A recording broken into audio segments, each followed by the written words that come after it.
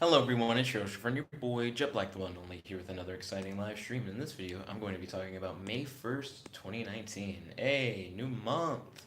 How's it going?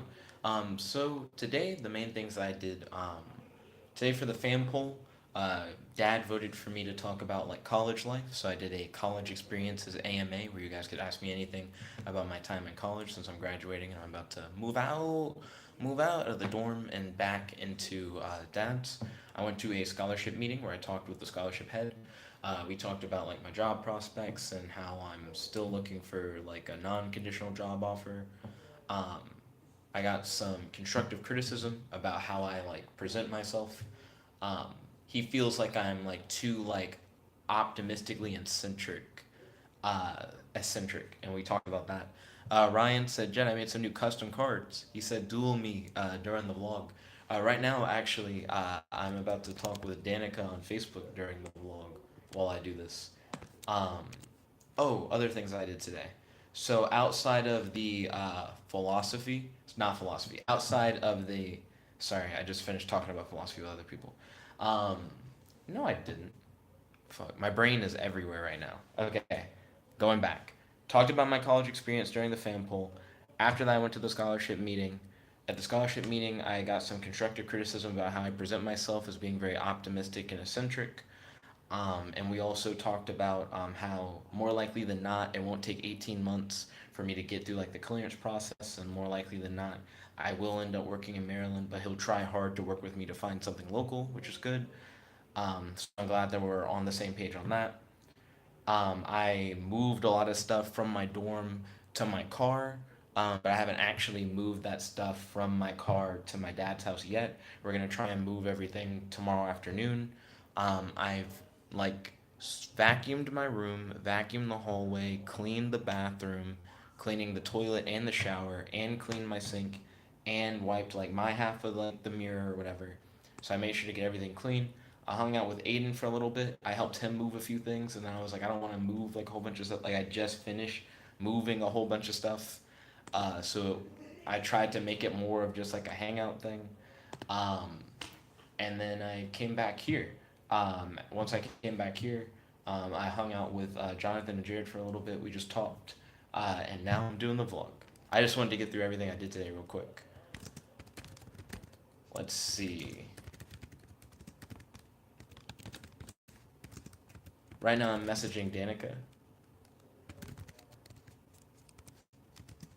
We're talking about Avengers Endgame, which is why I'm not saying what I'm saying to Danica out loud.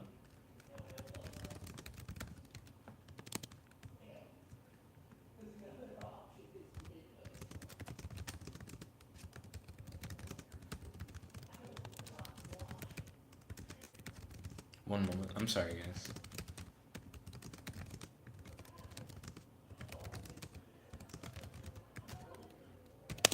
There we go.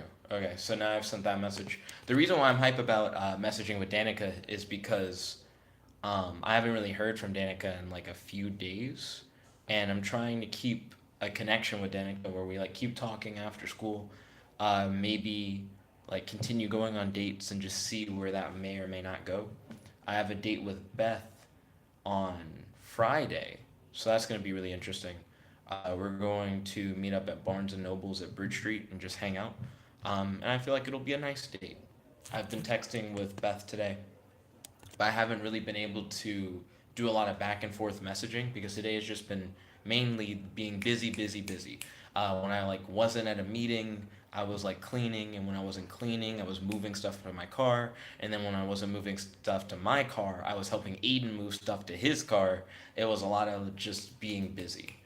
As I was moving stuff to and from my dorm, I kept passing by a group of friends who were playing like volleyball, and they were like, "Yo, Jet, you wanna like join in, jump in on this game? Come on, join some volleyball." I'm like, "Nah, like I gotta like move stuff. I'm trying to like take care of business, kind of thing." Was like the mindset. I got to see Taylor today. Haven't seen Taylor in a hot minute. So it was really cool to get to like talk to Taylor for a bit. I told him that I started reading the Hunter x Hunter manga. I want to start hanging out with Taylor again. It's just been a hot minute. I want to see like how he's doing and get back to like hanging out. I also got to text with White David today. White David, he's been going through like a few things. I hope the best for him. But White David wants to hang out some more and talk about like the emo shape sponsorship and everything. So I'm pretty stoked for that as well. I also talked to the scholarship head about the emo shape sponsorship as well. And he's like, when you tell the employers about it, make sure you bring up that it involves Python, that it actually connects back to like programming. Because I was explaining like what it does and how it works, and he's like, but how do you set it up? And I'm like, oh, it's like in Python. And he's like, yes, like that's the part. Like when you're in an interview, you better say that like it involves Python.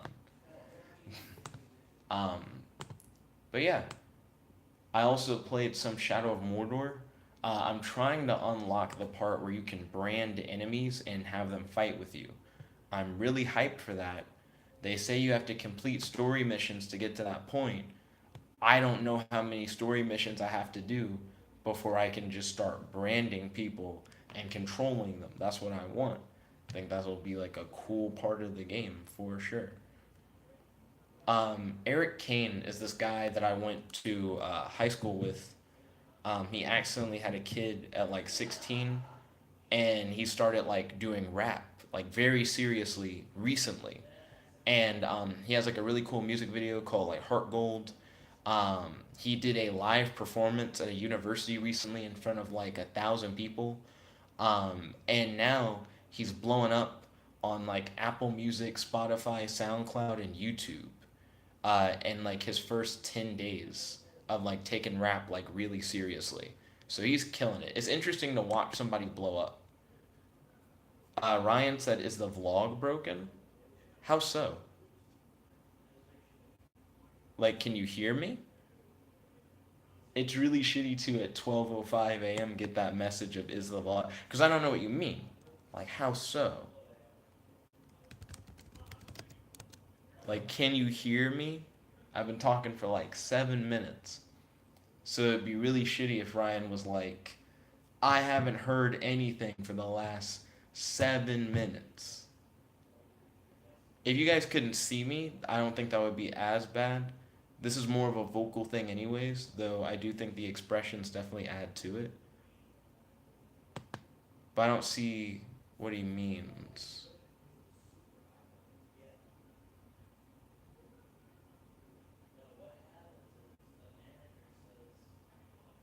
Hello? See, now I just don't know what you mean. I guess I'm somewhat tempted to see what you're talking about. Also, hold on, I'm like really confused. I got a friend request from someone I'm already friends with on Facebook, and I don't understand what new account? Why? Why ever make a new account on Facebook? What's the point? Okay, cool. Anyways, Ryan said it's working now. What was wrong before, Ryan? Yo, Kels, welcome to the stream. It's good to have you. How's your day today? Do you have any questions for your boy and do you have any discussion topics you'd like to talk about on the stream? Ryan, what was wrong with the stream before? You can't just come in at 12:05 and be like, is the vlog broken? Ryan said, duel me, the stream visited. It said, video unavailable. Interesting. If you guys jump backwards, is this like a 9 minute long video so far? Or does it not have that whole part? Because now I don't know what you guys have heard and not heard so far. And that's kind of got me fucked up. I don't really know what to do. I could always just go back over everything, but I don't know if that's actually necessary for me to do or not. But how's everyone doing today? Ryan said the part exists. If you jump backwards, can you see that part? Like, does it actually exist? Then Kel said, yeah, it's been 9 minutes. Okay, cool. Then Ryan said, duel me. No. So as I mentioned earlier, I'll quickly go over what I did today. Um, let's see. I'm getting like multiple Facebook messages. Before I address the Facebook messages, what I've done today. For the fan poll stream, I talked about my college experience. We did an AMA where you guys could ask me anything about my college life while playing Shadow of Mordor. It was an interesting AMA. It was voted for by my dad, of all people, in the fan poll, and it won. And in Shadow of Mordor, I'm still trying to unlock the ability to brand orcs and make them fight for me, but I haven't gotten to that point yet. I also beat a boss, which was cool. After that, I got some text messages from White David. He's been going through some stuff, but he wants to hang out soon, and I think that'd be really cool. I told him about my emo shape sponsorship, and he's really excited about it, and we want to get together and talk about that. When I left the dorm, I ran into Taylor. Haven't seen Taylor in a hot minute. He's also been going through some stuff, and I really want to hang out with White David and Taylor again. It's been a minute since we've all gotten a chance to hang out together. I told Taylor that I started reading the Hunter x Hunter manga, and he was like, "My man." So it'd be cool to be able to hang out and talk with him about Hunter x Hunter. I know he's really passionate about it, and I don't have a lot of friends who are like super into Hunter x Hunter, so I think it would definitely be a cool experience. I went to the scholarship meeting and got to talk with the scholarship head. The scholarship head was like, "Hey, you seem like eccentrically optimistic." He didn't use those exact words, but that was more or less what he was talking about. And he was talking about how like you may need to like tone it down with certain people when you interview. It may like be seen the wrong way, and I felt kind of like iffy on it because I understand where he's coming from, but at the same time, it's not like I'm putting on like a facade or a mask. That's just kind of how I already behave. And I've been in interviews before to like great avail to like where that worked out in my favor rather than to my detriment. So I don't really know. Like I understand where he's coming from, but I'm not gonna necessarily like reinvent the wheel on myself as a person. So that was an interesting discussion. But all in all, he said I more than likely will end up getting the conditional job offers in Maryland to go through and actually just start working on that. He's like, you don't have anything sketchy, so you'll be able to get through the process like really easily. So that's good news. But he said that he will help me try and find something local, so that's cool. Um, so let's see. I got back to the dorm. I moved a whole bunch of stuff out of my dorm. I vacuumed the floor in my room and in the hallway. I cleaned the shower. I cleaned the toilet. I cleaned the sink. I cleaned like my half of the mirror, like in the bathroom area.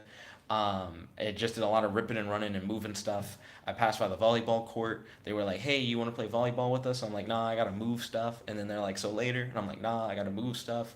And then I was gonna go get something to eat. Then your boy Winslow was like, "Yo, I'm getting something to eat right now." I help him move a few things. Then we go to Jimmy John's. I'm like, "I hate Jimmy John's." He's like, "I already planned to go to Jimmy John's with Max." We go to Jimmy John's. We talk about Ben 10 because the new death battle that got announced is Ben 10 versus Green Lantern, and I'm like, my nigga is about to get that W unless death battle fucks up. So we start talking about death. Sorry, we start talking about Ben 10, and we have some really interesting Ben 10 discussions. So we hang out. I get like some food at McDonald's. We I get to see Aiden's new place. Aiden, Max, and Colin are all moving in together, which is cool. As well with Cassie, who's like Max's girlfriend. I'm not sure if Gerard's living with them or not. I don't really know. But they're all moving in together in Emerald Ridge, and I got to see the place, and it was nice. They have like a big space to themselves. Um, Aiden dropped me back off here. I ended up hanging out with Jared and Jonathan.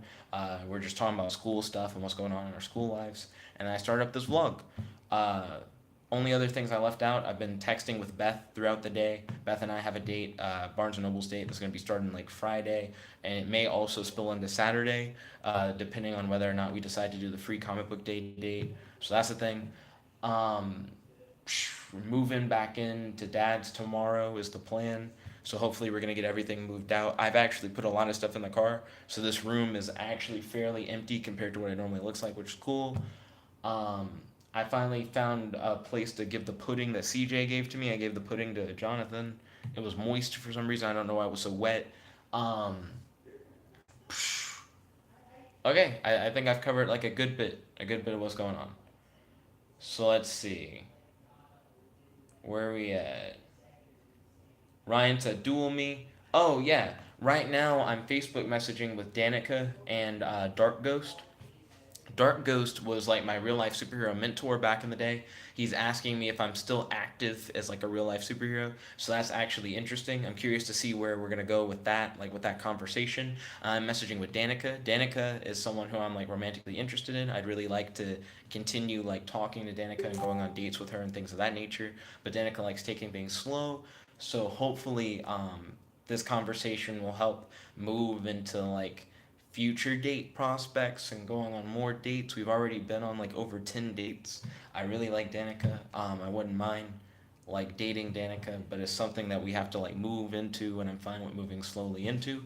It gives me the opportunity to also like spread my wings, which is why I'm also going on dates with like Beth and talking to Beth, kind of thing. So I'm gonna be messaging Danica. I'm not gonna be like doing dueling book and doing the vlog and talking to Danica. I'm gonna focus on talking to Danica. I also need to talk with Dark Ghost to see how things are gonna go. Let's see.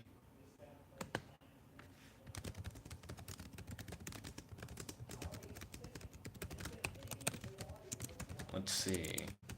And Danica and I are talking about Endgame, which is the only reason why I'm not reading the Danica stuff out loud. Let's see.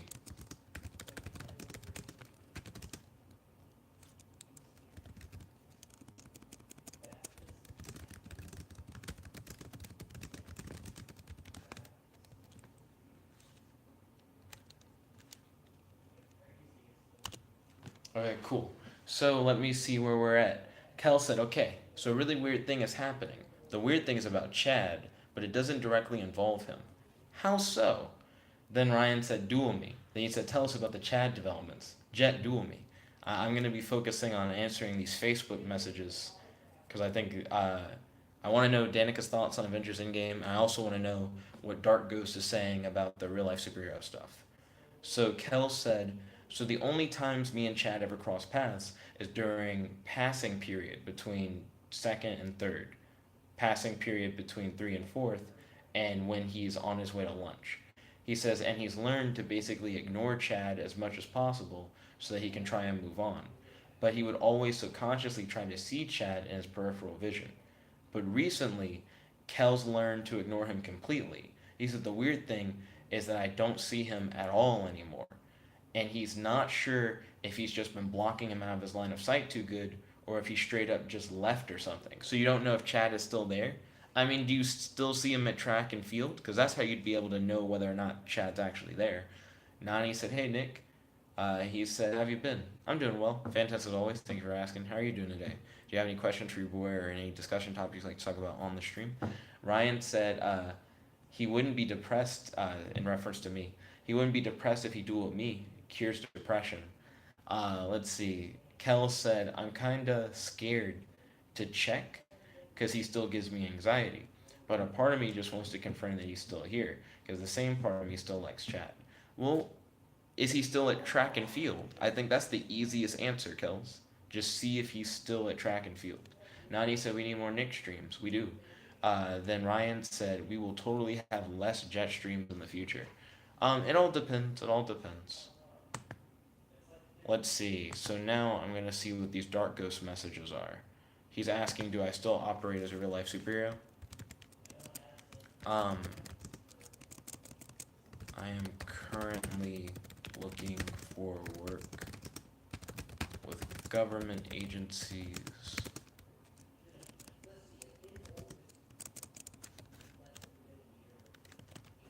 for cybersecurity work with government agencies. I am trying to help out in a different way. Let's see. So, those two conversations are going on. That's going to be interesting for sure. Let's see. Nani said, what if Nick died? What would we do? I mean, I don't think you guys would know if I died. You know what I mean? Videos would probably just stop. I don't think it would be a thing where suddenly there'd be like a memorial video on the channel or anything.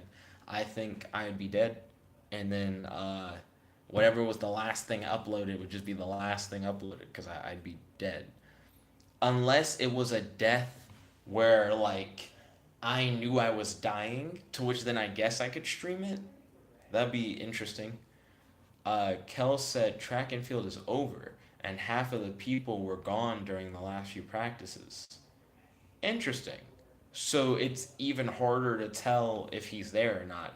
I mean, don't you have Chad's number? And aren't you guys still like cool as friends at least?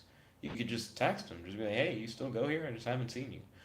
Kells then said, fake jet, I'll duel you. So it seems like Kells and Ryan might be about to duel. Interesting, interesting. Then Ryan said, on Dueling Book or Dueling Nexus? Ryan made some new custom cards. He wants to do a Dueling Book duel. Kel said, Jet's ghost would haunt YouTube. I've never heard of like an urban legend like that. Like a ghost that like haunts YouTube. Excuse me.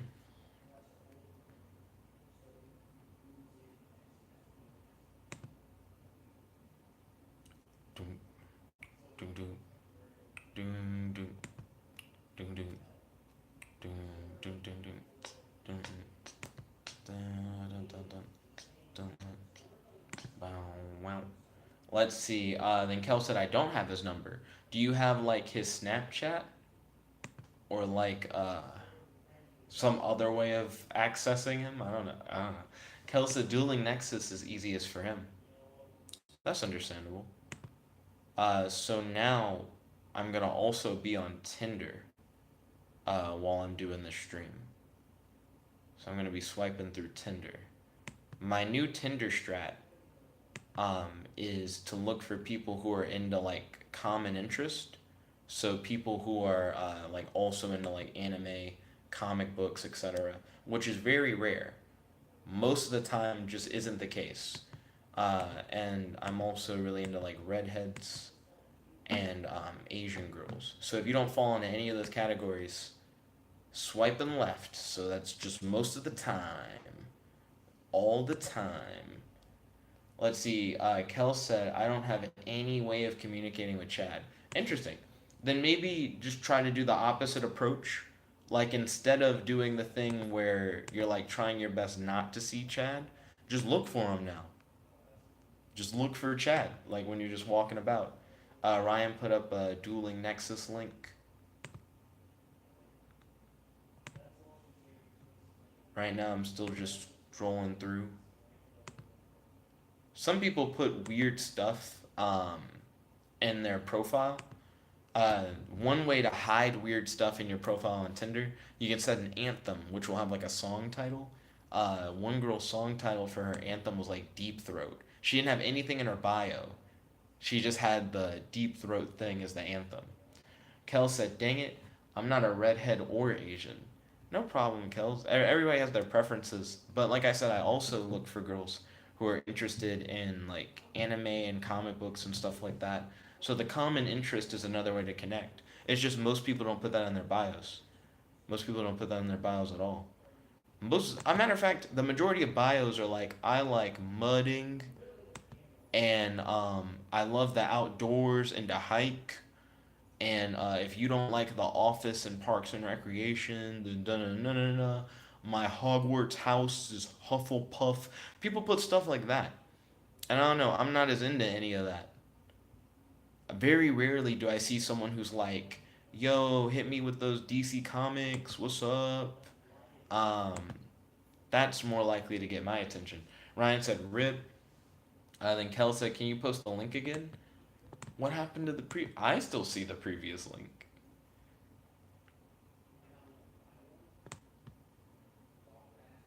Let's see.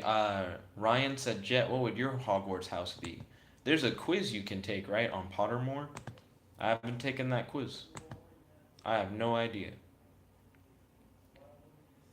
So, this girl, I'm pretty sure I've matched with this girl before, who just appeared in, like, my Tinder feed. So, I'll just swipe right. I'm pretty sure that that already was a confirmed thing before. So let me just see if it'll stay a confirmed thing now. Let's see. Nani said I'm doing a glitch in Mortal Kombat. So what's the glitch in Mortal Kombat that you're like exploiting?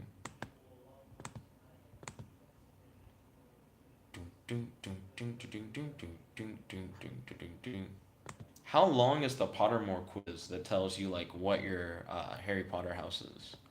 I could probably do that for a little bit while I wait to hear responses from these Facebook messages.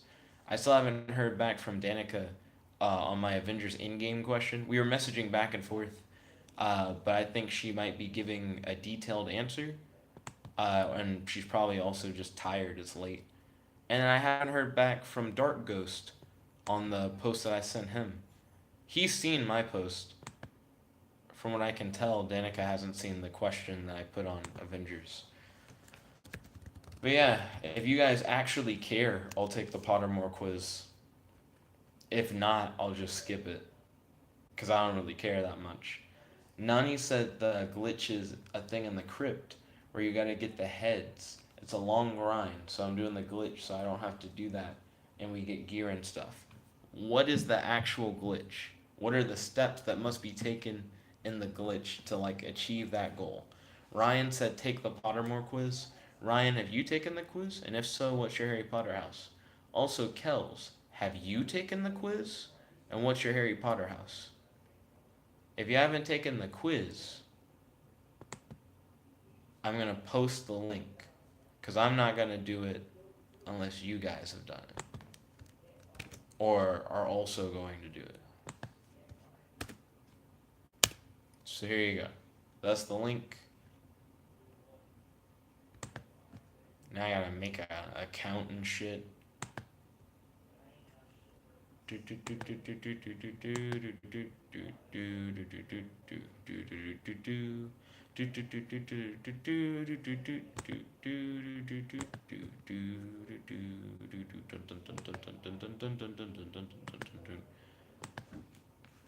Let's see.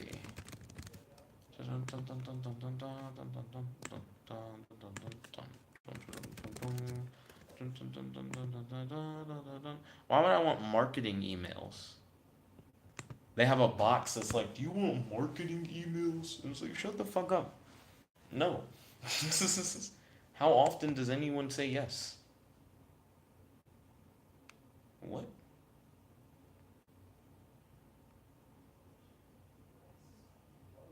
So now I have to verify my email address. I couldn't make this simple.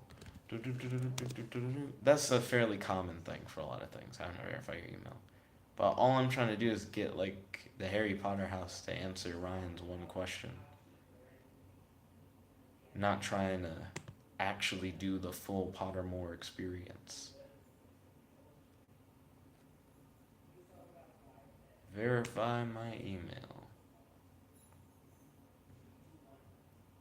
Awesome. Email verified. Coolio. He's a rapper nobody remembers. Okay.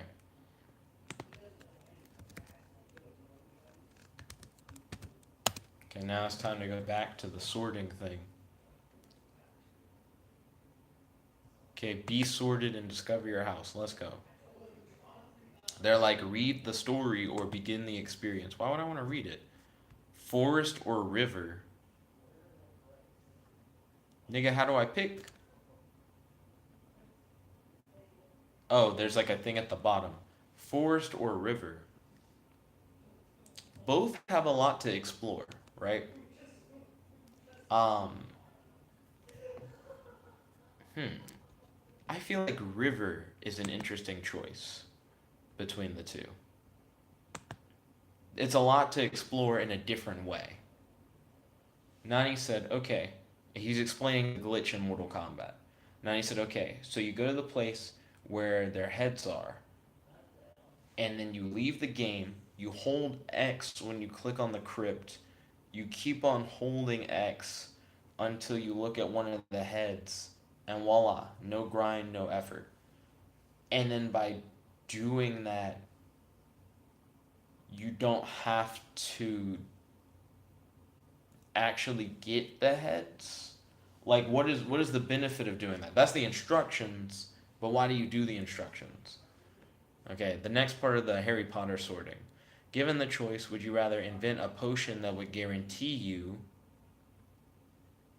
love, glory, wisdom or power?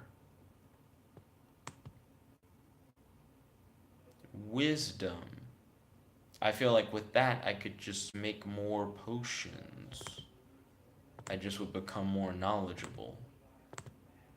I feel like knowledge in its own right is power. Like with the wisdom, nothing stops me from inventing the power potion afterwards. I'm gonna go with wisdom. Which nightmare would frighten you the most? Before I get into that, Nani posted more stuff. He said the glitch gives you the head and you get gear and stuff. And when you collect all the heads, you can go to Shang Tsung's room and there's a lot of goodies there. And how is it a glitch again? Because it sounds like, right, you go to the place where the heads are, then you leave the game and you hold X. And then when you click on the crypt, you keep on holding X until you look at one of the heads. But like, does that help you collect more heads somehow? How is that any different from what you normally do? Do you keep doing that in a loop? Like, I don't understand. I just don't really know like how that glitch is working. Okay, so which nightmare would frighten you most? I'm back on the Pottermore quiz. Standing on top of something very high and realizing suddenly that there are no hand or footholds nor any barrier to stop you from falling. So you just like instant dickage. An eye at the keyhole of the dark windowless room in which you are locked. If anything, the eye seems like it would be a hopeful thing, right? Like, oh shit, it seems like someone might be able to like save me. Let's see. Waking up to find that neither of your friends nor your family have any idea who you are. That just seems like that there would be some legitimate problems. Like there are real consequences to that. Being forced to speak in such a silly voice that hardly anyone can understand you and everyone laughs at you. That that's not as bad. At least niggas know who I am. I can write stuff down. I'm gonna pick the one where no one knows who the fuck you are. I that just actually has like heavy consequences, real life consequences.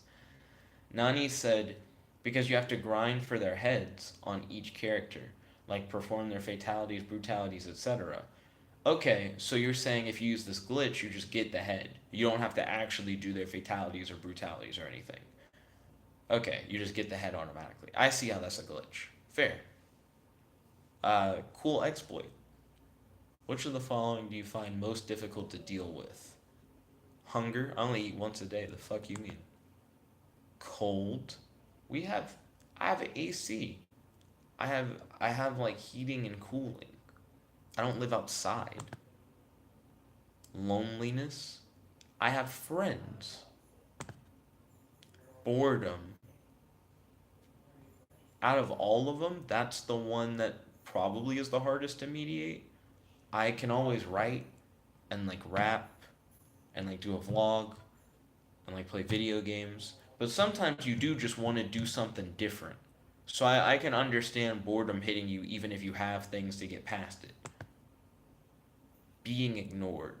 I don't feel like I'm ignored that often. Boredom would definitely be the one that I'd have the biggest problem with. It's hard to consistently not be bored.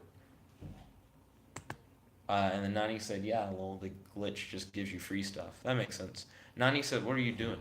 So I'm doing the Pottermore quiz because Ryan wanted to know what Harry Potter house I'd be in. So to do that, you have to take this quiz. It's like an official Harry Potter quiz, and it tells you what Harry Potter house you'd be in. So I posted the link to it in the live chat. https://my.pottermore.com/sorting. Ryan said he got Slytherin. The Nani said house. The different Harry Potter houses are Gryffindor, Slytherin, Ravenclaw, Hufflepuff. Is that all of them? Are there only four of them? They're different Harry Potter houses. Have you ever seen or read Harry Potter, Nani? Because that would be the easiest way to explain it. I'd be like, it's the big group of kids, and they get scores based off of how well the individual students in the house do. Cool. Now you know what the houses are. There we go. Gryffindor's a house, Slytherin's a house, etc. Let's see. What are you most looking forward to learning at Hogwarts? Okay?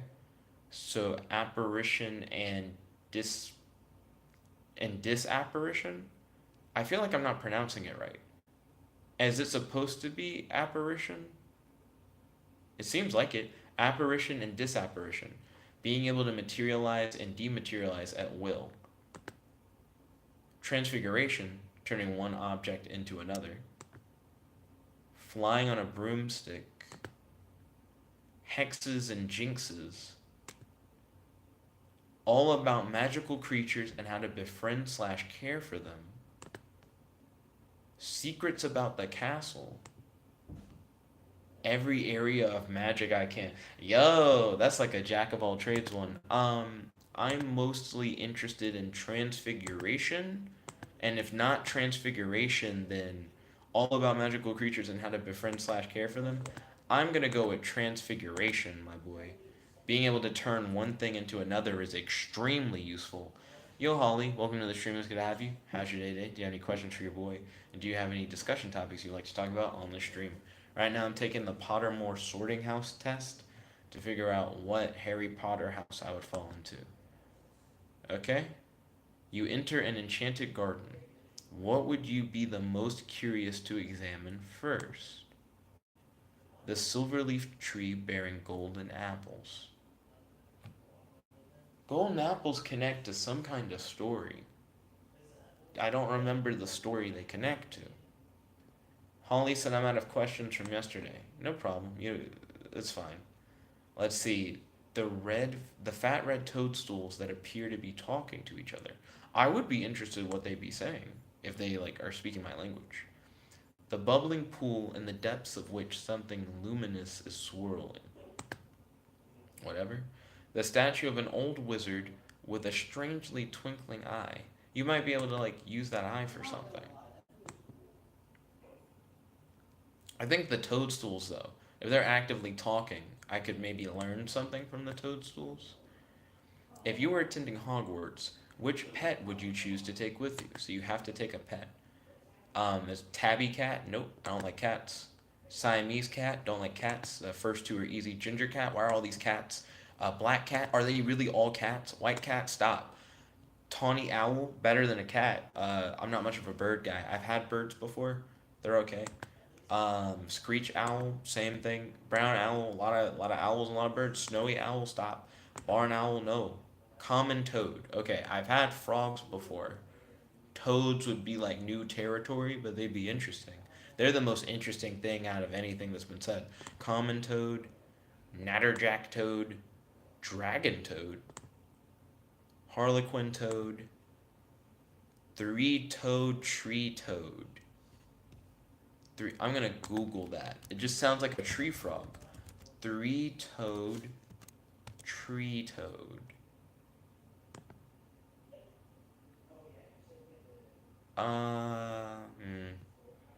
Not as cool as just like a straight up tree frog, which is what I imagined. And then Nani's asking, so what house? I haven't finished the quiz yet. What's a common toad look like? Just big. They're just kind of big.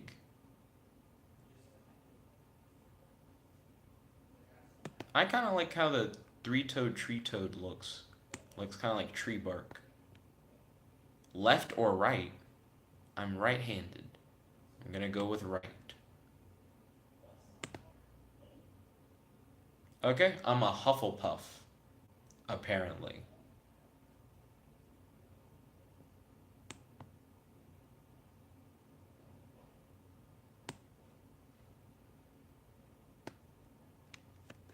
Let's see.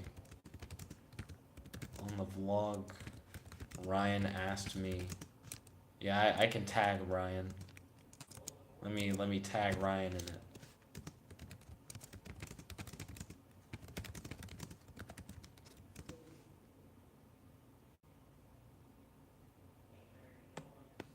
So I guess I'm a Hufflepuff.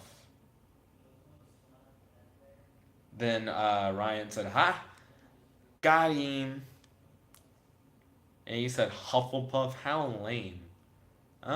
It seems to fit the most with what I answered. More about my house. Apparently, you can learn about them. Welcome to House Hufflepuff. You probably know that some of Hufflepuff's most renowned members include Nymphadora Tonks and Cedric Diggory. But did you know that Hufflepuff's house ghost, the Fat Friar, still resents the fact that he was never made a cardinal? Or that Hufflepuff has produced the fewest dark wizards of any house at Hogwarts? Here, you can discover more about your beloved house through writing by J.K. Rowling, articles by Pottermore, and all the latest Hufflepuff news. You can also share your Hufflepuff pride with your friends with downloadable wallpaper and house emblems. The fuck? Um, so Hufflepuff traits: loyal, patient, fair, hardworking, and true. Alright, I don't mind that.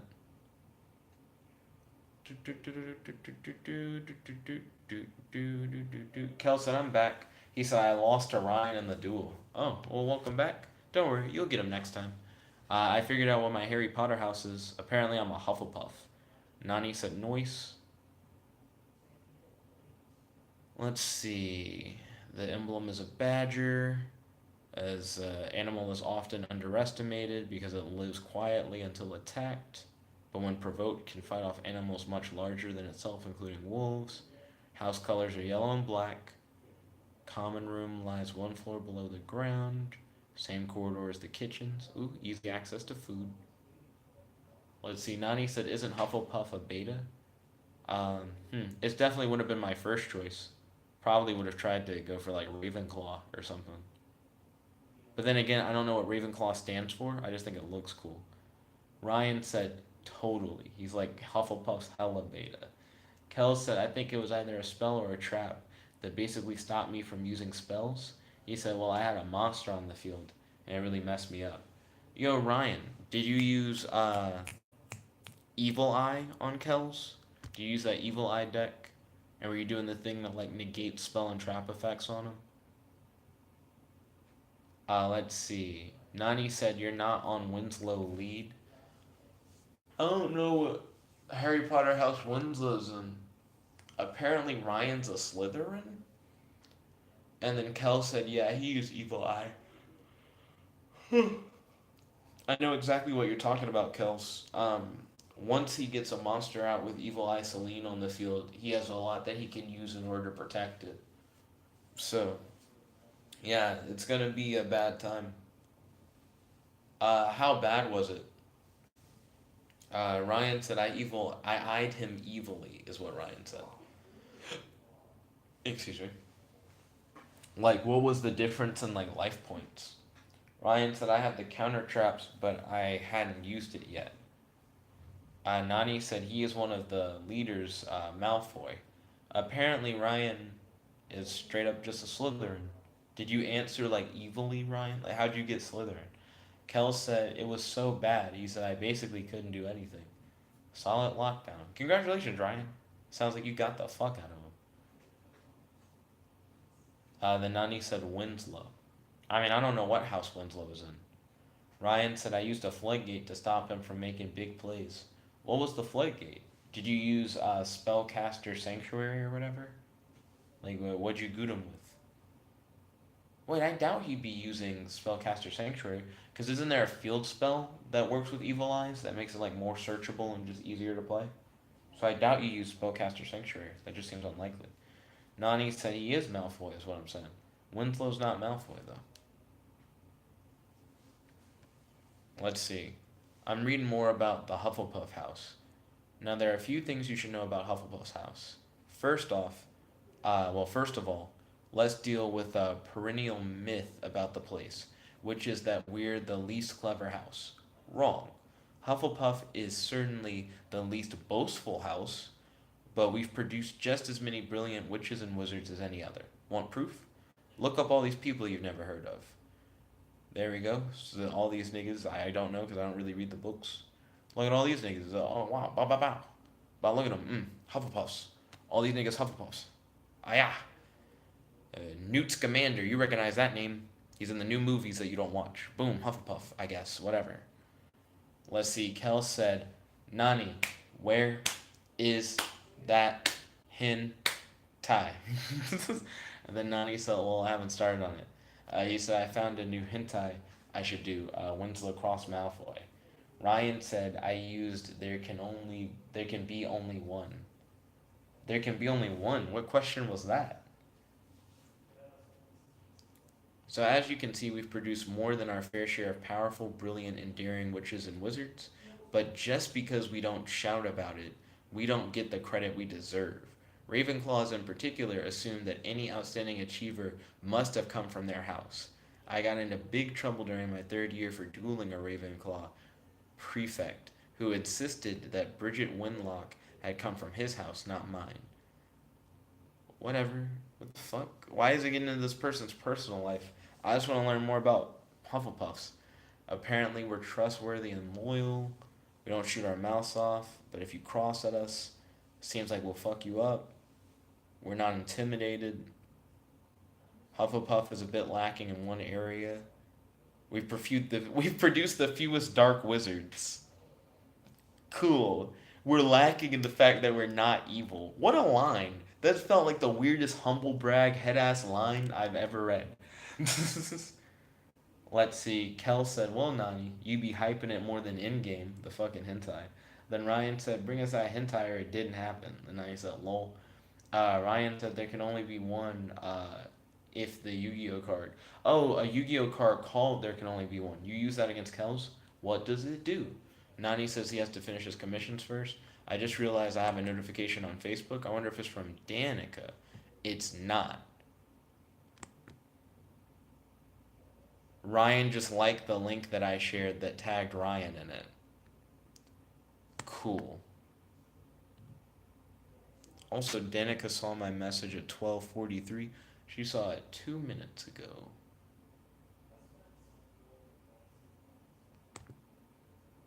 Let's see.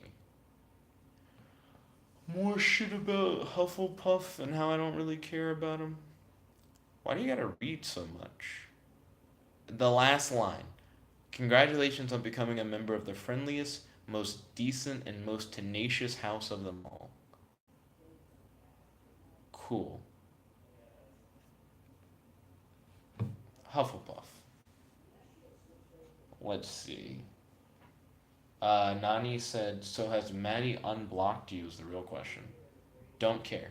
Don't fuck with Maddie. Kel said, yeah, fake jet, talking about Ryan. He said, fake jet took his lunch money and said, I'll leave you the change after I use this money so you can still buy your lunch. But I didn't have enough money to buy lunch. Sounds like he gypped you. But yeah, what can there can only be one do? The Nani said the most beta house of them all. From the way that they describe themselves, Hufflepuff is like, we don't like to brag. Hey, we're the best house. We produce the least evil people. We're just saying. But they have a weird humble braggy attitude, which is really odd. I don't know. I feel like I wanted Ravenclaw, but I don't know what Ravenclaw's philosophy is. I like that Hufflepuff is supposedly the friendliest house.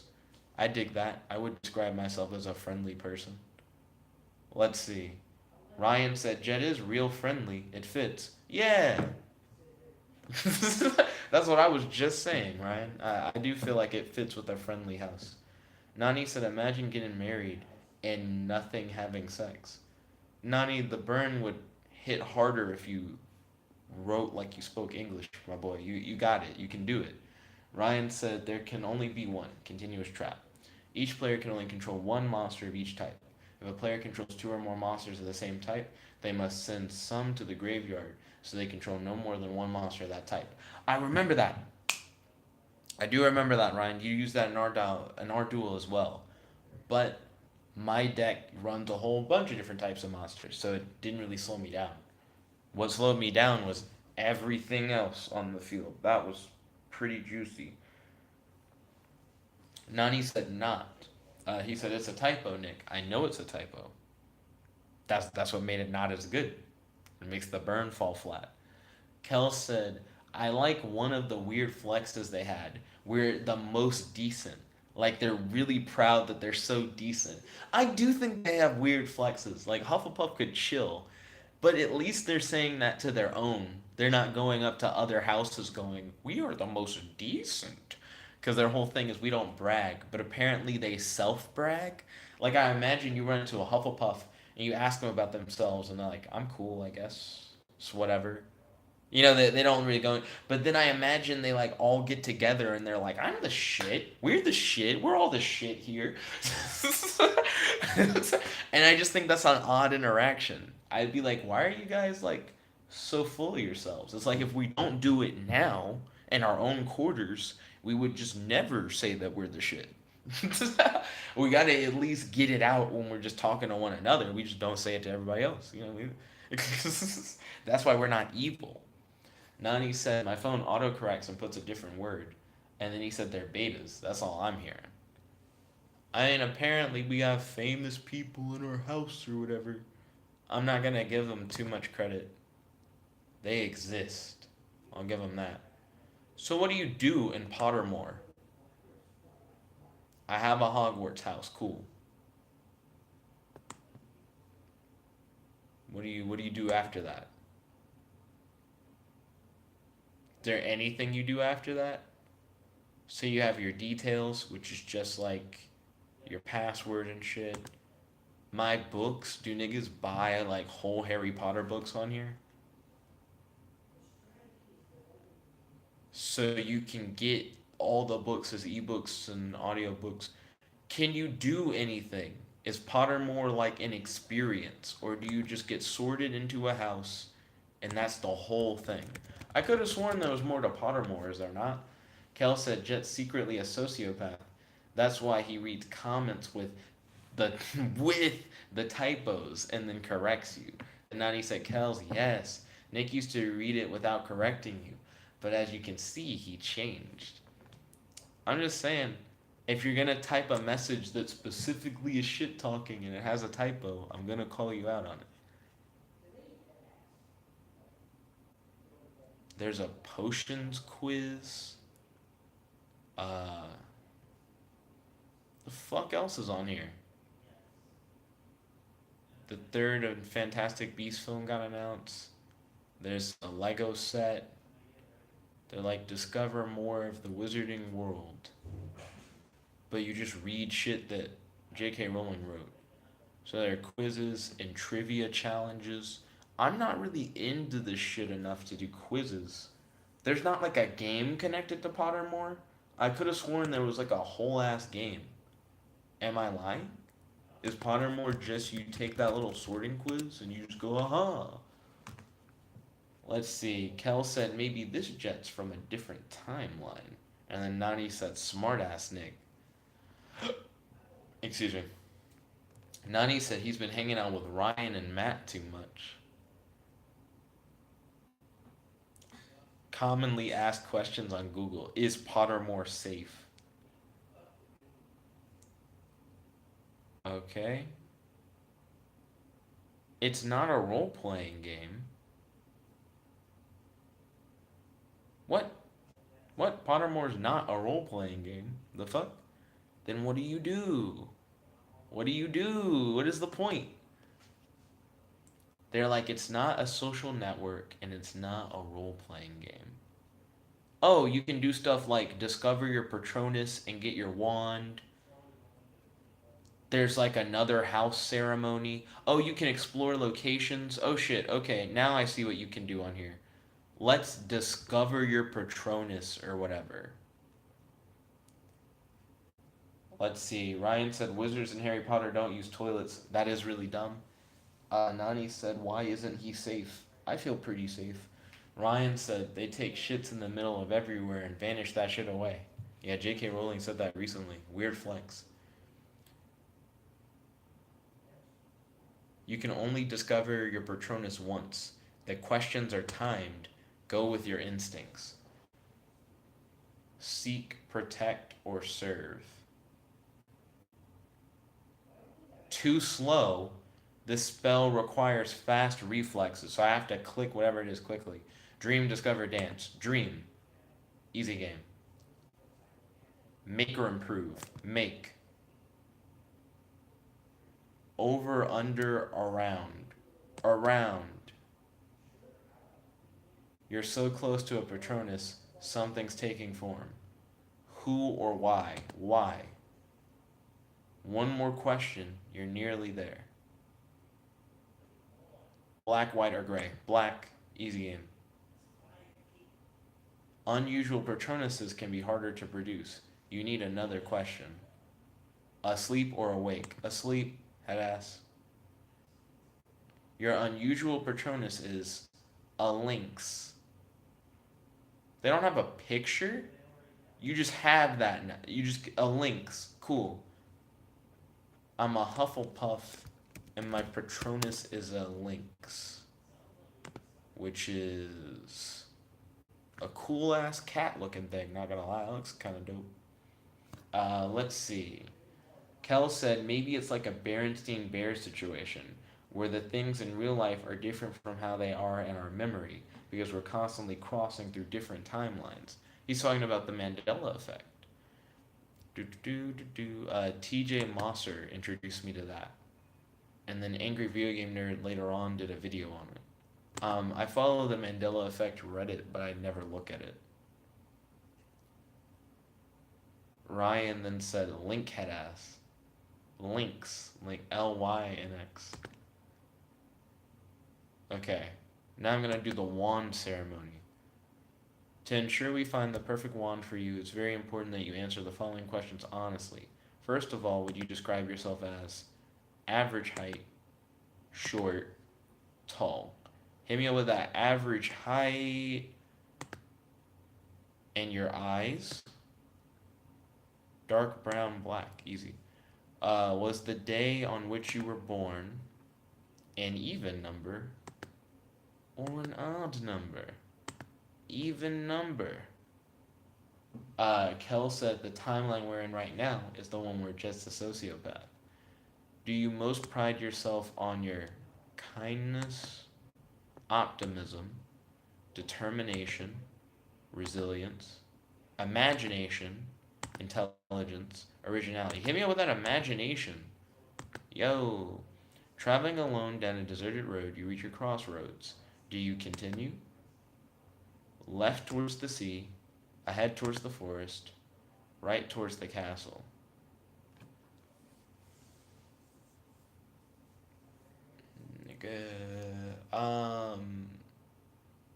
The castle. Do you most fear fire, darkness, isolation, small spaces, or heights? Being alone can maybe hurt you mentally. Darkness could hide potential dangers.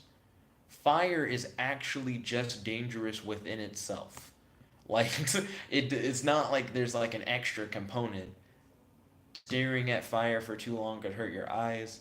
Being immersed in fire could like burn you. Well, just will. Fire just actually can fuck you up. In a chest of magical artifacts, which would you choose? An ornate mirror, a dusty bottle, a golden key, a silver dagger, a bound scroll, a glittering jewel, or a black glove?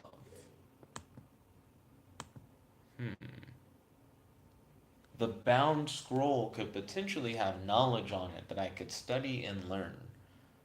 But it also might be like the more difficult thing to figure out if it's written in like a language I don't understand. And maybe like an ancient language that I may like never understand. The dusty bottle could be like a genie kind of thing, but it's a bottle. There's no guarantee that there's a genie in that bitch. The bound scroll. It may take some effort, but I should be able to figure it out. Let's see. Ryan said the only video about the Mandela effect you need to see on the internet, and then he posted a link. So my wand would be made of alder wood with a unicorn hair core. 10 3/4 inches, and surprisingly swishy flexibility. I don't get the point. Cool. Return to my profile. Don't know why I need to know this. I don't know what a Ilvermorny house is, and what's the difference between like a normal house and an Ilvermorny house. Matt said, not Matt, sorry. Kel said, darkness makes me shook. He said, I'm also 9, but that's unrelated. I'm sure 9-year-olds take that test. Do you prefer to remember or experience? That's interesting. That actually is like, that's an interesting question. Do you like to look back on the event or experience the event itself? One feels like it's asking, do you like to live in the moment versus do you like to, fuck, that's interesting, experience, I suppose? Think of the question you would most like answered by a person or an all knowing being or device. Which of the following most closely resembles the answer you'd like to hear? What the fuck? Um, because it's based on what answer. Oh, wait.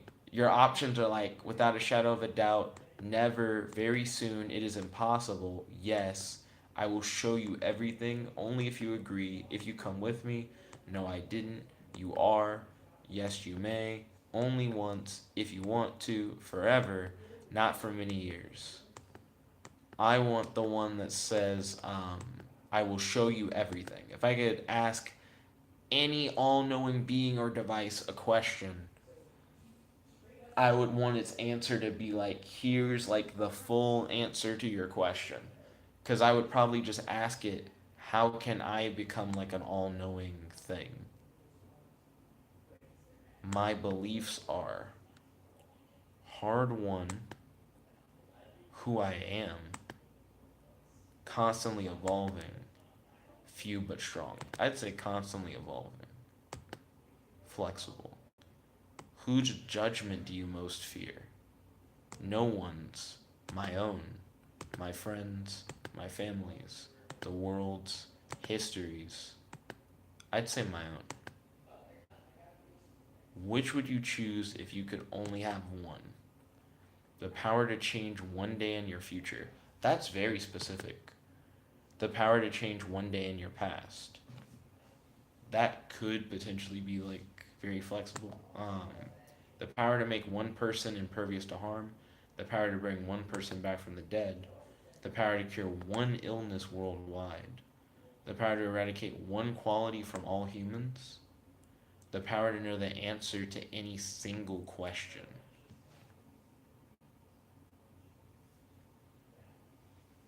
The power to know the answer to any single question might actually be really good. That could have like profound changes. Hmm. I would pick the power to know the answer to any single question and just think my question out. Technically, the change one day in your past or one day in your future thing is so vague. You could make that one day like really fucking crazy. Um, Power to know the one answer. Let's see. Kel said it would suck to be all knowing because you're infinitely spoiled in every Marvel and DC movie forever. Let's see. My magic is inborn, in need of work, unique, powerful. In need of work. I challenge authority, other people's patience, convention, myself. I challenge convention. You can rescue a baby or the only bottle of a potion that could save 1,000 lives. Which do you save? Okay, your options. The baby. The bottle only might save 1,000 lives. The bottle. The chance of saving 1,000 lives is too important to miss. So you have a chance to maybe save 1,000 lives. The way that they're setting it up is they're saying, like, the potion that could save 1,000 lives is a hard could. Like, you don't know if it actually would save 1,000 lives. It's just a possibility. Versus the baby, you know you can save the baby right now. I gotta go with that baby. If I'm like that teetery on it, where you really don't know that the potion would save 1,000 lives, I know I can save that baby. I got put into the horned serpent house. Horned serpent. I don't know what the fuck this house is. More about the horned serpent. Named by some person you don't know, after the great horned river serpent that has a jewel set in its forehead. Horned Serpent House is sometimes considered to represent the mind of a witch or wizard. It is also said that Horned Serpent favors scholars. Represents the mind, favors scholars. Okay? Cool. Let's see. Kel said, you know what was really underrated? Barbie's Dreamhouse cartoon. Barbie Life in the Dreamhouse is litty as fuck. If you have not watched Barbie's Life in the Dreamhouse, it's on Netflix, and the remaining episodes you can find online. I've watched all that shit. I originally watched it to make fun of it, and I was like, oh, it's actually just good. I actually can just sit down and watch this. This is solid. So yeah. Um, so I'm not really interested by anything else on Pottermore. I think I've checked all the boxes. You can explore Hogwarts. I'm not really sure if I want to do that. So we know that my house is Hufflepuff. My patron is a lynx. I have a wand made of alderwood with a unicorn hair core that's 10 and 3/4 inches and surprisingly swishy flexibility. I have the horned serpent house as my Ilvermorny house, which represents the mind and scholars. I'm in the friendly Hufflepuff house or whatever. And that's my whole thing. Let's see, Kel said it would be cool if you used a long and detailed personality quiz on BuzzFeed to see what college you go to. And he said JK, lol. That definitely took some time. Just killed some time answering that.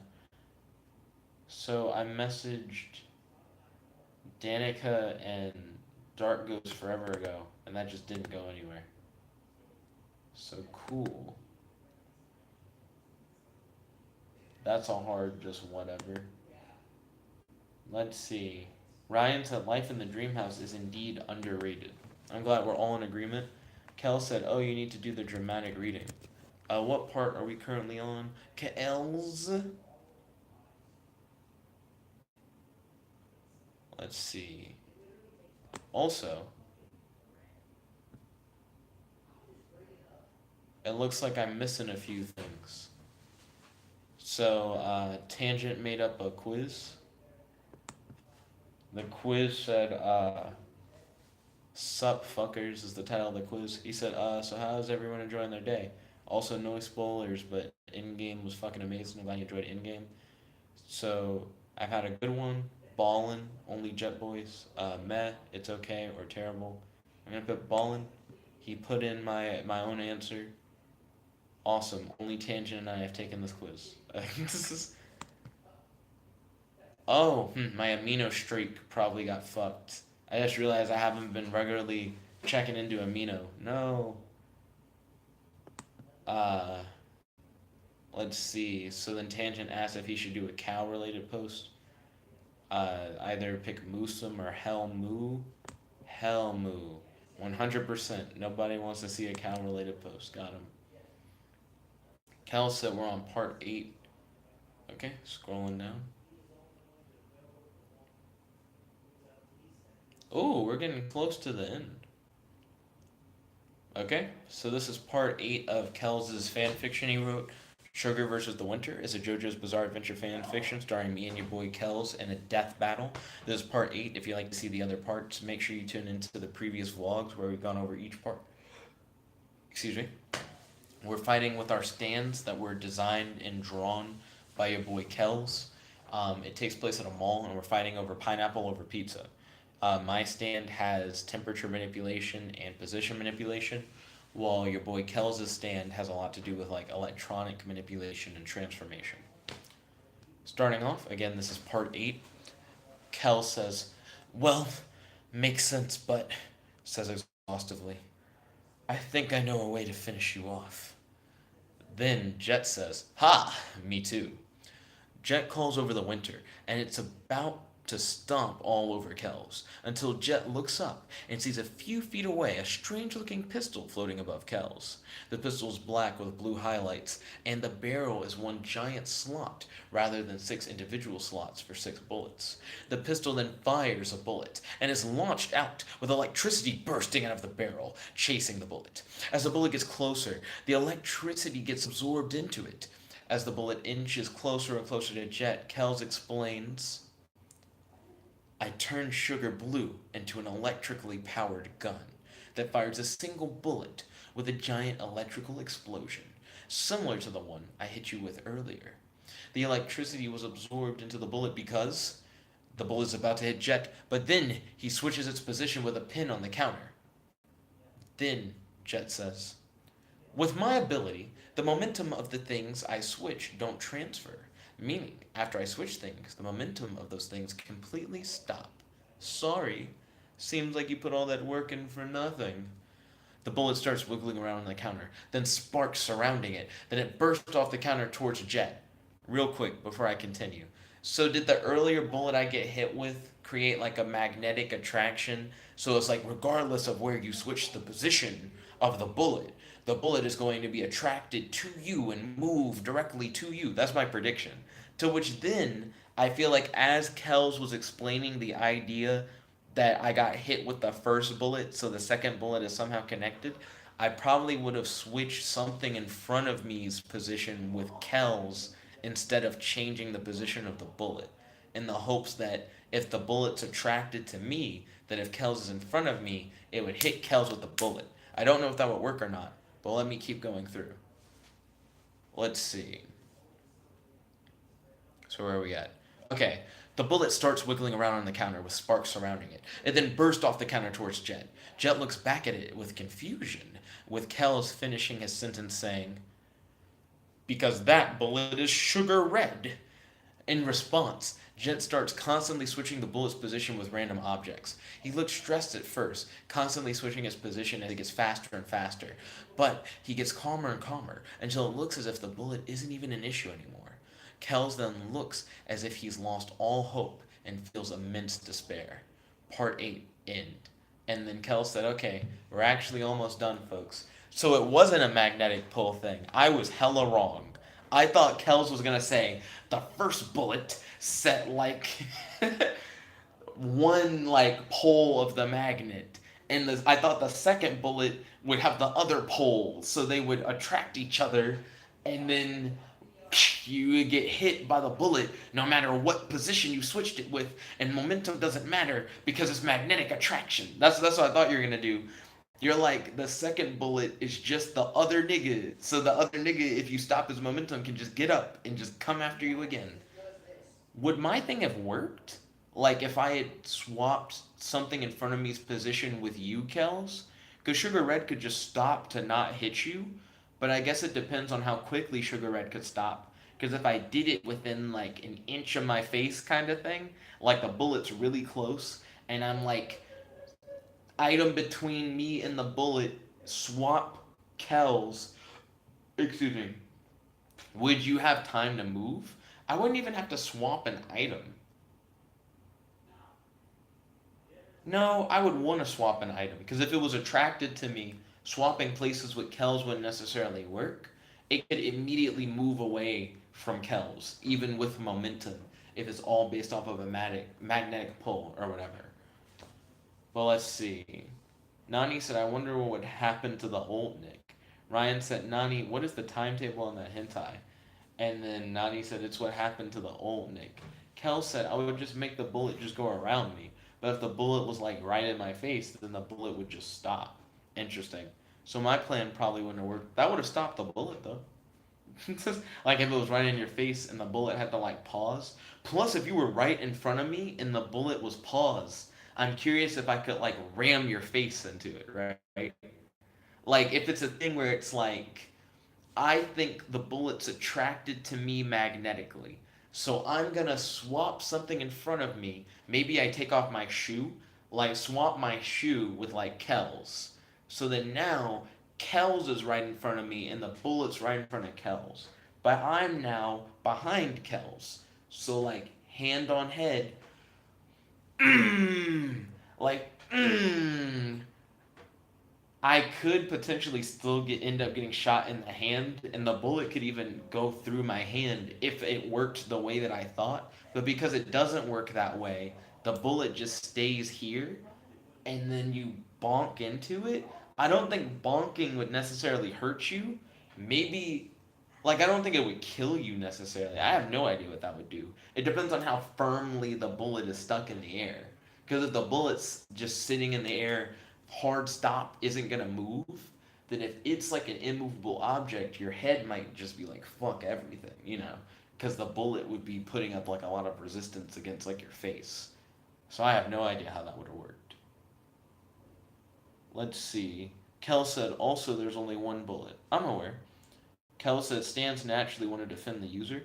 The bullet would do everything in its power to move out of the way or disappear, unless I will it to stay in place. Interesting. So you wouldn't have to will it to not hit you, because it just naturally would be like, nope, nope, nope. So that wouldn't necessarily work. But that was my thought process during that part of the story. Also, I was just way off.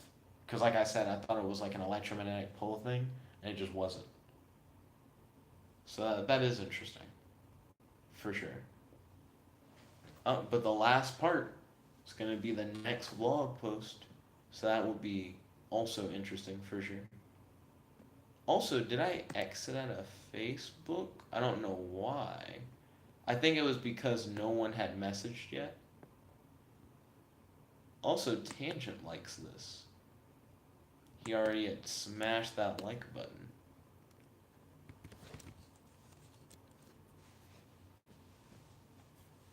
Let's see. Nani said, I see, so Nick is okay. Then Kel said, it was cool that you were like theorizing stuff. Okay, I'm glad you vibe with it.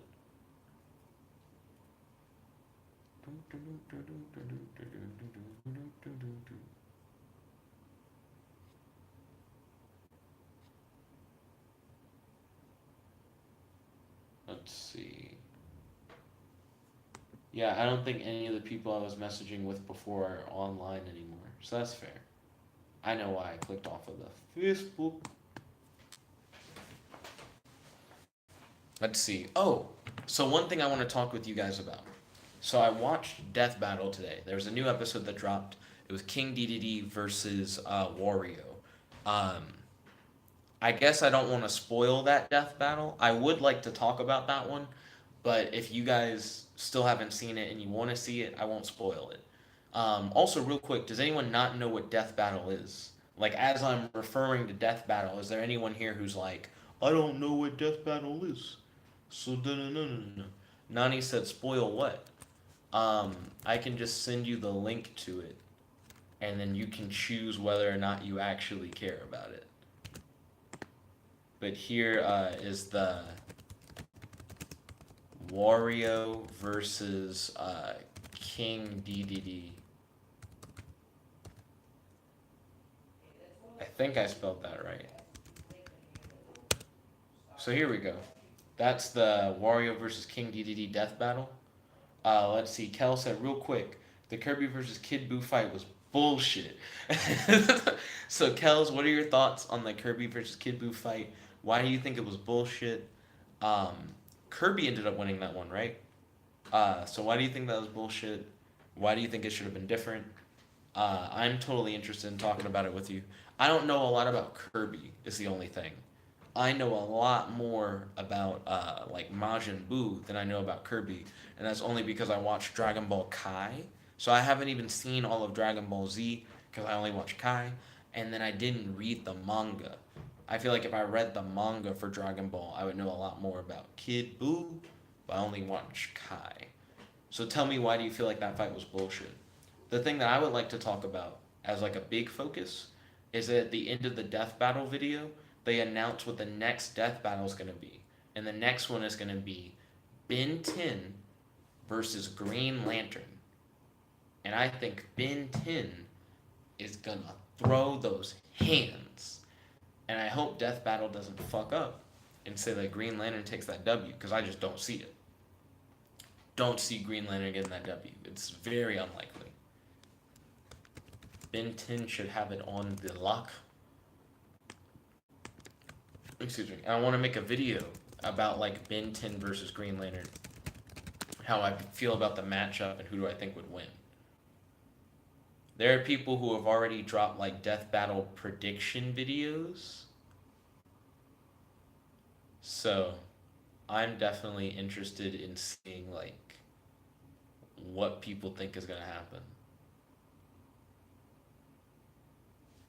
Let's see. So Kel said Kid Buu should have won in his opinion. He said, I don't know about Kirby all that much. He said, I could accept it way more if Buu died from being thrown in the sun, because Buu was like galaxy level, if not more. So you're saying you could accept it way more if Kid Buu died from some way other than being thrown in the sun? Because I don't remember how that fight ended. Did Kid Buu get thrown into the sun, and is that what you don't vibe with? Also, it's interesting to see some of these thumbnails for people's death battle predictions. Oh, that guy made like a 20-minute video giving his death battle prediction. And he's holding his camera, is like wobbling and shit. I don't want to watch your 20-minute prediction, no offense. Are there no shorter death battle prediction? Here we go. Someone said, my thoughts on Benton versus Green Lantern death battle. It's only 3 minutes long.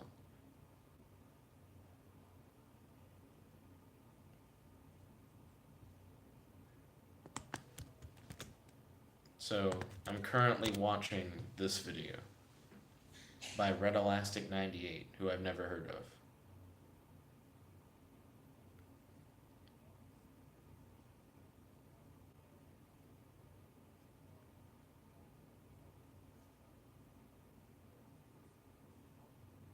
What are you guys' thoughts? Who do you think will win in a fight? Ben 10 or Hal Jordan Green Lantern?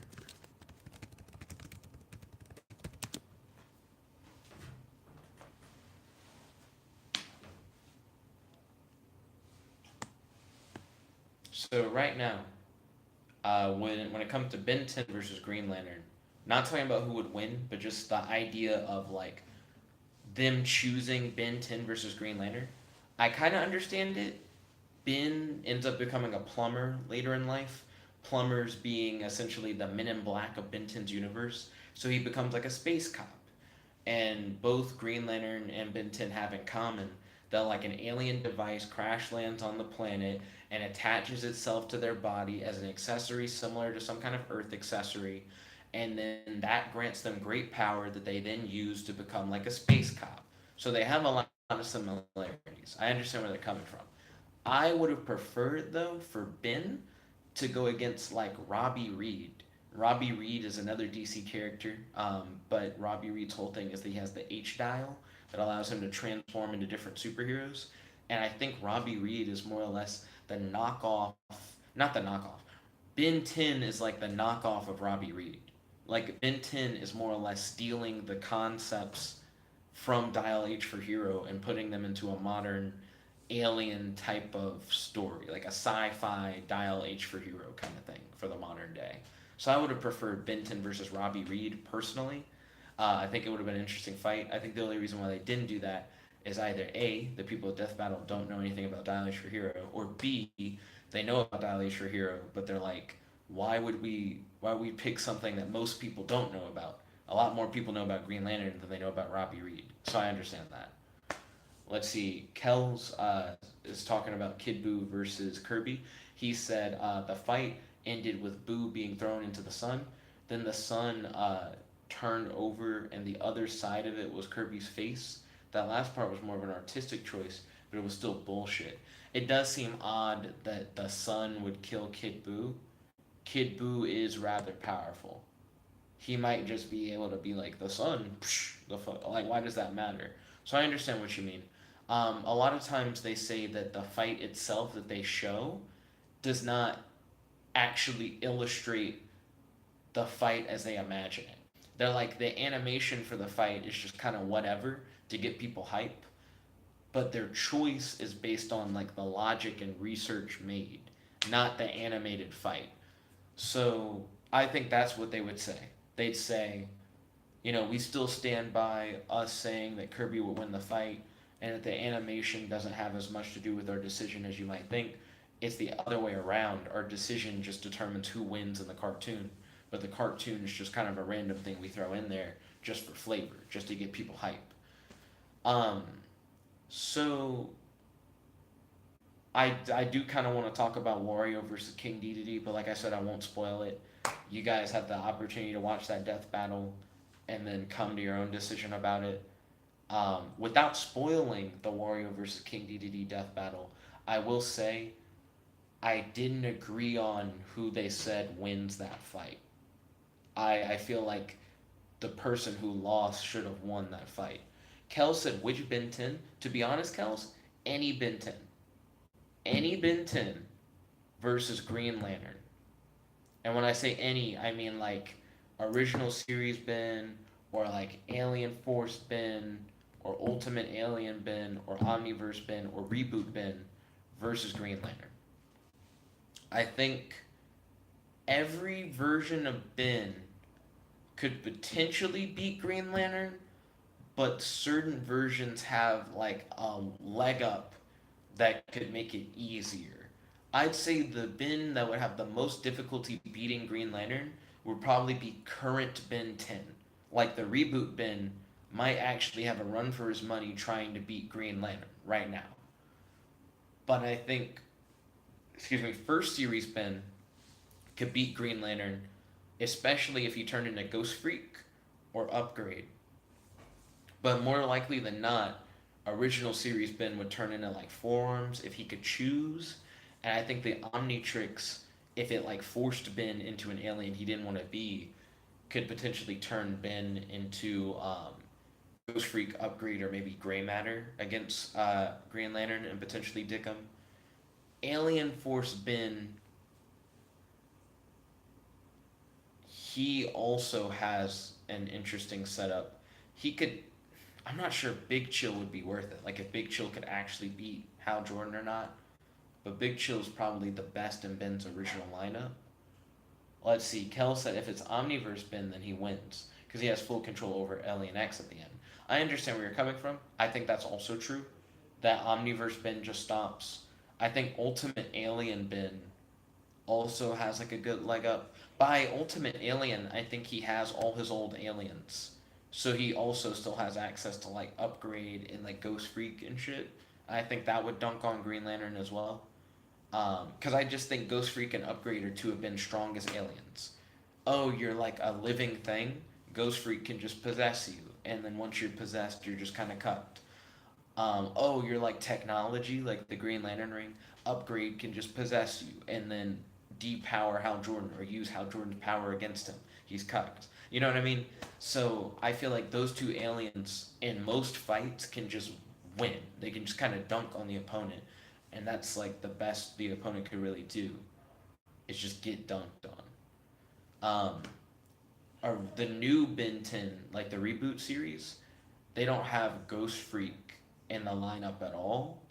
And Upgrade got recently removed from like the current Omnitrix and like the current Ben 10 series. So with no Upgrade and no Ghost Freak, I think the current Ben 10 series would have a harder time fighting Green Lantern and probably would lose, just straight up. Kel said, what kinds of stuff can Reboot Ben do? I'm not caught up. Reboot Ben has some interesting stuff. It depends on what you want to give him and what you don't want to give him. Ben, like Reboot Ben, fought Zingo, and Zingo is like a Looney Tunes cartoon character brought to life. His whole thing is like, I can pull anything out of my pocket that I want, and I can do the whole like, you hit me or like mutilate me or like cut me up and I reform myself. Like any like wacky cartoon trick Zingo can do. And Ben beat Zingo because in the fight he ended up gaining cartoon powers. So Ben now could suddenly do like wacky cartoon bullshit, and they just had a fight of wacky cartoon bullshit. They just both are essentially manipulating reality using crazy cartoon antics to try and like beat each other. A lot of things call that Toon Force, when you have the ability to just like manipulate reality like a cartoon character does. So with Toon Force, I think Reboot Ben could definitely style on Green Lantern, because being able to manipulate reality like a cartoon character, you can do shit like pull out a pencil and just like erase Green Lantern. You could do stupid shit like that, and Green Lantern would be like, I have no way of defending against this, because it's kind of a weird fourth wall defying power to be able to do like weird Toon Force kind of stuff in a fight. So if they gave Ben Tennyson Toon Force, I think that'd be really good. Another thing Reboot Ben can do, Reboot Ben for a while had Omni enhanced aliens, which were essentially his normal aliens mixed with Shock Rock, which gave him like a cool boost. For example, Omni enhanced Accelerate could move so fast that he could like approach like the speed of light. So if they gave Ben like Omni enhanced forms, I think Omni enhanced Accelerate could speed blitz the fuck out of like Hal Jordan, and there's nothing he could do about it. And if he had like Toon Forced Omni enhanced Accelerate, where he's like manipulating reality like a cartoon character, moving at speeds approaching the speed of light, there's nothing Hal Jordan could do about it. He actually would just get dicked, and that would just be the end of that. Let's see. Kel said reboot Ben solos Thanos? Question mark. So are we talking about Thanos with the Infinity Gauntlet or Thanos without the Gauntlet? Reboot Ben versus Thanos without the Gauntlet. And it really depends, because Reboot Ben now has like multiple things. Like, is it Reboot Ben with Toon Force? Is it Reboot Ben with Toon Force and Omni enhanced aliens? Is it like Amalgam Reboot Ben? Amalgam's kind of dumb. So Amalgam Ben was, there's one episode, only one episode, where Ben gets fused with like all his aliens, like the Omnitrix malfunctions, and he becomes like a weird combination of all his aliens, so he can use all their powers at once. Similar to how Kevin 11 back in the day used to be an amalgam of all Ben's alien parts, and he could use all their powers. So amalgam Toon Force Omni Enhanced Ben would be like fucking gross, but that's also something that we've never seen in the show. Also, there's nothing in the show that tells us that Ben doesn't still possess the Toon Force. Like the Zingo episode doesn't end by going, and Ben lost the Toon Force and doesn't have it anymore. Like as far as we know, Ben still can do cartoon reality stuff. It's just not relevant to say, because he's not always fighting cartoon characters. So we don't really know if he has the Toon Force still or not. But he doesn't have amalgams anymore. And in the new season, I don't think he has Omni enhanced aliens anymore. So I have no idea, like if he can still do Omni enhanced or not. Kel said reboot Ben with Omni enhanced plus Toon Force versus Thanos with the Infinity Stones. Thanos with the Infinity Stones is kind of dumb. He could potentially do whatever he wants, but doesn't, and that's what I don't like about him. I don't like that Thanos in Infinity War, when he has all the stones, I don't like that he doesn't just turn everybody into bubbles with the Reality Stone. The Reality Stone, we've seen it just turn things into bubbles, or turn people to stone, or turn people into paper. You don't have to fight anybody if you have the Reality Stone. You can just be like, in reality, your bubbles, your bubbles, your bubbles. I don't have to give a fuck about bubbles, and I can just beat you. If Thanos turned Ben into bubbles while he had Toon Force, it would be a thing where because of his Toon Force, he might not just become like a bubble, he might become like a bubble with like eyes. And he might be able to like pop himself back into existence as a person. Because he can just respect cartoon rules. He can just be like, as a cartoon character, I can just say, fuck whatever you did. It's temporary. And then, like, Toon Force gives you the ability to do a lot of, like, stupid shit that you shouldn't be able to do. Um, so because of that, like Omni Enhanced Toon Force, you could have Omni Enhance Accelerate with Toon Force, move faster than Thanos can possibly think, and use Toon Force to like erase the Infinity Stones out of the gauntlet, like with an eraser, like just a big eraser. And then also while you're at it, just erase Thanos with a big eraser, and that would be game. Thanos would just die. He wouldn't be able to react fast enough to stop Accelerate because Accelerate's moving at speeds approaching the speed of light and has the power to just make a big eraser and just be like Yaga and just kill him. Kel said, I think it would be like a Candy Vegito situation. Yeah, like you turn him into Bubbles, but it doesn't matter that he's Bubbles because he still is so immensely powerful. So I see what you mean. Yeah, it would kind of be like a Candy Vegito situation. But I doubt they're going to give. For one, I don't think they're going to use Reboot Ben. Two, I don't think they're going to give Reboot Ben Toon Force, even if they did use Reboot Ben. Three, I don't think Reboot Ben would be given Omni Enhanced aliens because they're just not a thing anymore. Kel said Toon Force Ben is godly. Toon Force Ben is really good. I'm not gonna lie.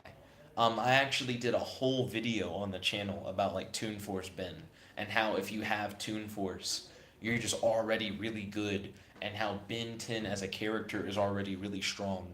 So when you give him Toon Force, it's just like, what are you doing? How are we gonna beat him? So I really vibe with Toon Force Ben. I do think he's powerful. He's a really cool character.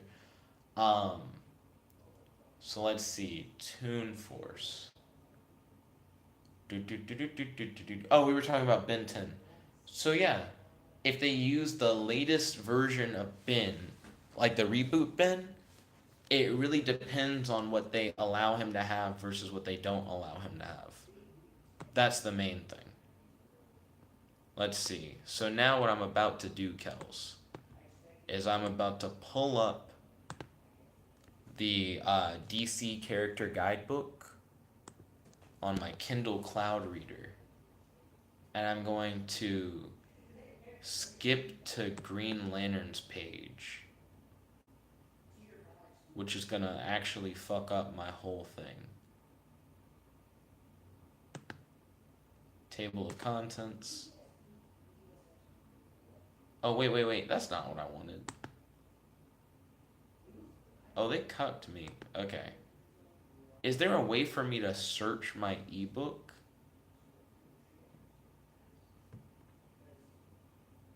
I don't know how to search my ebook. Okay. Location? No. I can't search it for just where it says Green Lantern. So do I have to flip through until I find Green Lantern? I also could have just gone to the table of contents. Yeah, go back. Take me back to the table of contents. You go to the table of contents, and then from there you can figure out what page Green Lantern's on.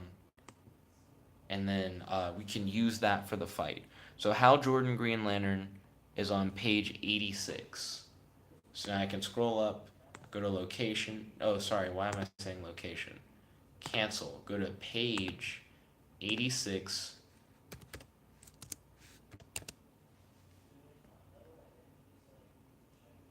So that's not the thing I wanted to see. Here we go, Hal Jordan Green Lantern. So we can actually read the official guidebook. Kel said, I gotta go. See you later. Have a nice night. Have a great night, Kels. Catch you later. Let's see, Nani said, what if Nick dies? And then Nani said, you have school? I don't have school. I'm just gonna be moving. Tomorrow. So let's see, Green Lantern. Former test pilot Hal Jordan has a reputation for great courage and great recklessness. He is chosen as Earth's first member of the Green Lantern Corps. Now wielding a power ring, he travels through space fighting alien threats and is a key member of the Justice League. Although Hal Jordan's identity is widely known, his mask is a signature part of his uniform. Like all Green Lanterns, Jordan wears the symbol of the Corps on his suit. Powers. Hal Jordan's power ring enables him to fly and create hard light energy constructs. As a former pilot, Hal Jordan often creates airplane shapes. All Green Lanterns have extraordinary willpower, but Hal Jordan's is even stronger than most. After he loses his power ring, he forges another one with his willpower alone.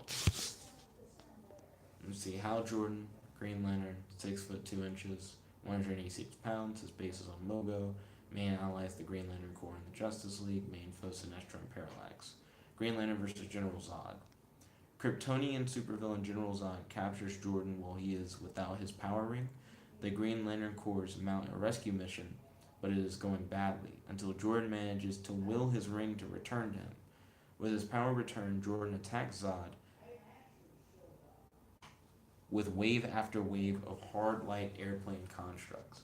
So it shows that Hal Jordan can go head to head with like Superman level enemies, like General Zod, which is interesting. Let's see, the 90 said, so no more school? He said, I thought it ends at May or something. And then he said, no one liked to rip.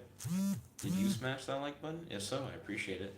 Oh, looks like I got a new match on Tinder.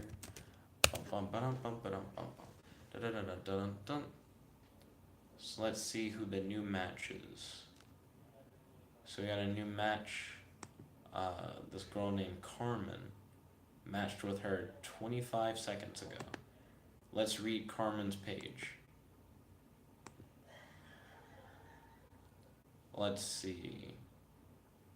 I think I liked Carmen because I know her from school. I think I met Carmen back in high school. Okay. So now I'm going to message Carmen.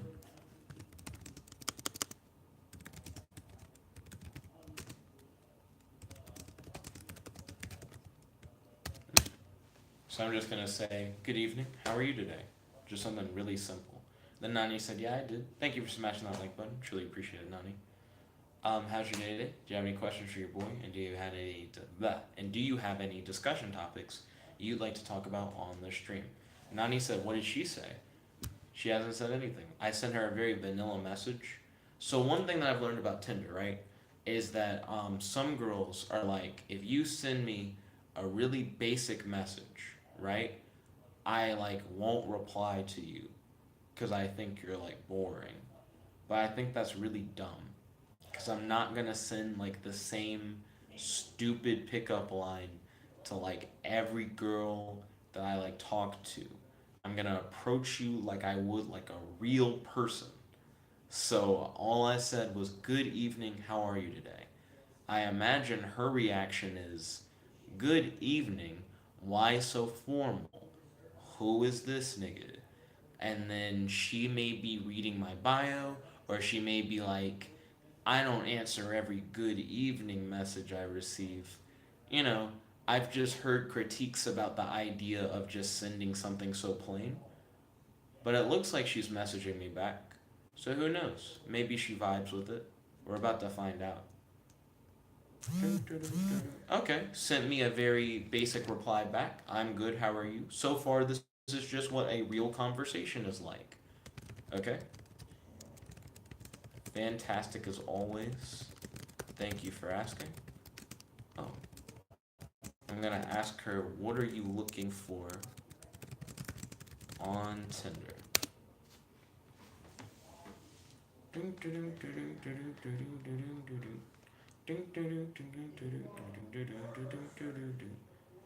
I listened to a Avengers Endgame spoiler video that Comic Pop did while I was cleaning today. Not gonna say anything from the video, not gonna spoil Endgame, but I enjoyed the video. That's all I was really gonna say. I really like Comic Pop's content, so if you like comic book YouTubers, I'd highly recommend checking out Comic Pop. But yeah, so now I just want to know what brings her to Tinder. Like, what is she looking for? Um, I'm looking for people to go on dates with. Some people are on Tinder and they're like, I'm just looking for friends. Some people are on Tinder and they're like, I'm just looking to message. Some people are on Tinder and they're like, I'm just looking to smash. I'm looking for someone that I can like go on a date with who has like common interest and we can actually like talk about stuff that we're both interested in. I don't really want to go on a date with someone and they're like, I have nothing in common with you and we have nothing of interest to like talk about, and I want to go on a date that's like a talking date. I want to like get to know the person. I don't want to go see like a movie where you don't talk the whole time and you just like sit around and look at the movie and then afterwards you just dip and you don't really learn anything more about the other person. I'm not a fan of those. So I'd like to do like a actual talking hangout discussion style date. Nani said, "You not playing a game?" I'm on Tinder. I don't know what you mean by playing a game. Let's see. And then Nani said, or you're blah. Or you're depressed Nick with Nickabenson. Is that like a show title? Welcome back to Depressed Nick with Nickabenson. Because that's what it sounds like. So Carmen liked my message, and then she's hitting me up with a response. Let's see how this goes. And then Nani said like a video game. Oh, you're asking, you're like, you're not playing a game right now? I'm actively on Tinder. Let's see. Carmen said that's actually a really good question. I've yet to figure that out, to be honest. That's a fair response. So far, it's just a normal conversation. Can't be mad at that. Not mad at that at all.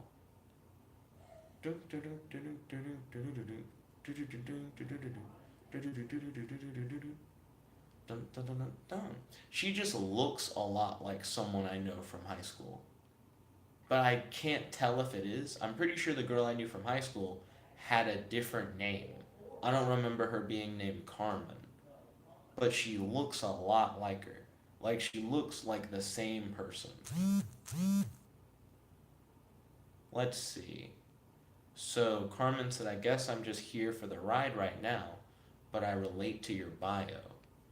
Interesting. That is just an interesting response. That is definitely an interesting response. I am curious, what about my bio did you relate to? Because that's what I want to know. I'm not just gonna like I'm not just gonna be like cool. I like actually want to know what about the bio was interesting.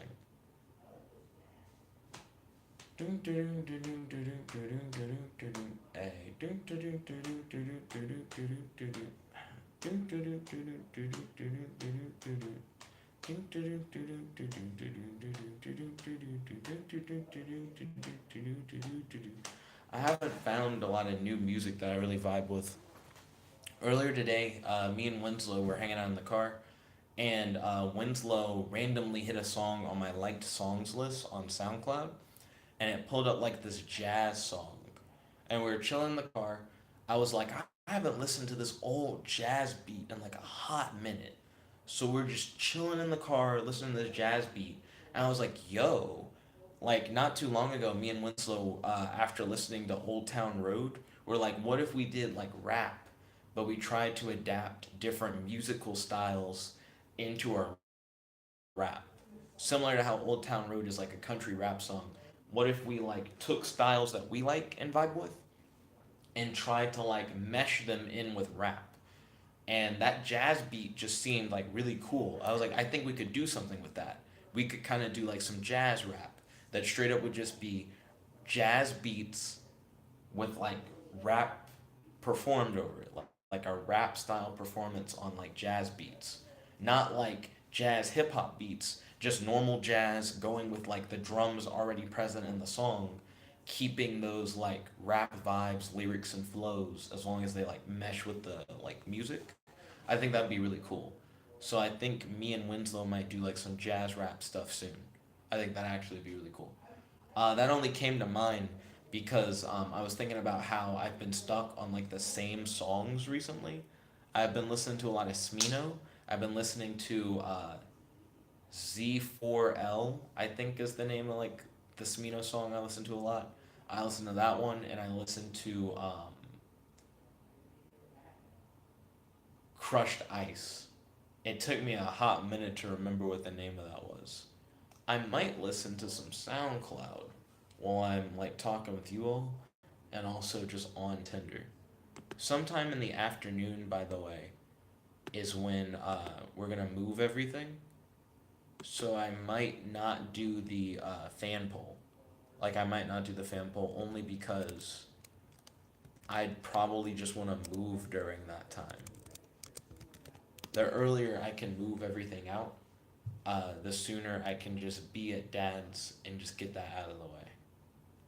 So that's my thought process on that. Plus, I could just do a different stream tomorrow, and I think it would also just be fine. Let's see.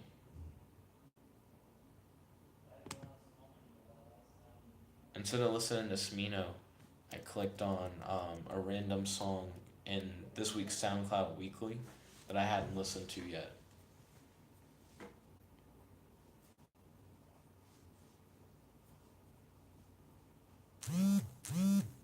Oh, got another Tinder message.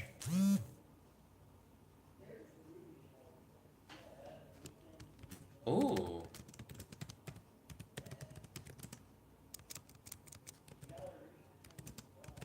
So right now I'm listening to a SoundCloud song that's called Graduated, and it's about someone who's really vibing with like graduating from college. Also, it seems like this girl is into a lot of the stuff that I mentioned in my bio. I've changed my Tinder bio. I've now mentioned that I might be interested in like some BDSM stuff. I've never really vibed with it before, but I'm willing to give it a try. And she's like, I vibe with anime, BDSM, and she definitely vibes with milkshakes. So I'm like, yo, I definitely vibe with you on that. Let's see. I'd like to learn more about you. What are your interests? What do you do for fun?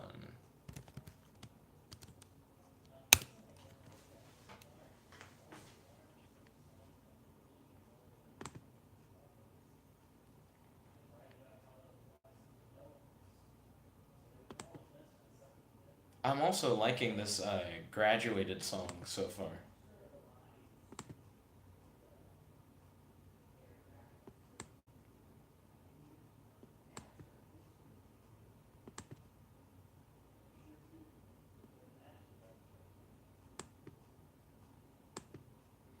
Oh, I think I might know how I know this girl. I thought I knew her from high school. On Tinder, it just says she goes to my university. I've probably just seen her around. She probably favors that girl I went to high school with before, but she's just a different person. And I've probably just seen her on campus before. So that would explain why I'm like, you look familiar. I've just probably passed her by like on campus and never like paid her any mind before. That's interesting. It's helpful that I make my Tinder thing such a like close range. I think I have it where I can never match with someone who isn't 20 minutes or less away by car because I don't think I want to drive more than 20 minutes. I'm gonna listen to that graduated song again. I feel like I kind of listened to it and I vibed with it, but I didn't like really listen to it. Listen to it. I also can share the link with you. I originally skipped it because I thought it was gonna be a Kanye West remix. It was not. It was just an original song. A lot of times SoundCloud likes to recommend remixes to me, and I don't want that. It's not why I'm here.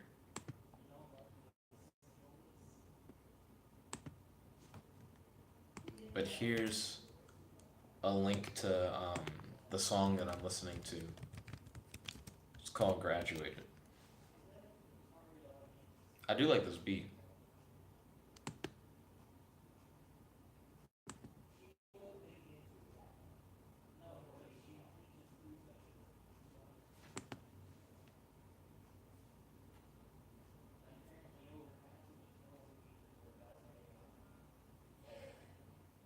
When did he post this?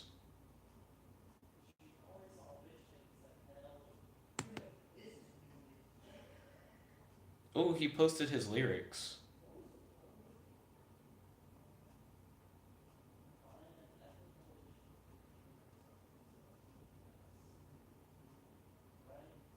I like this.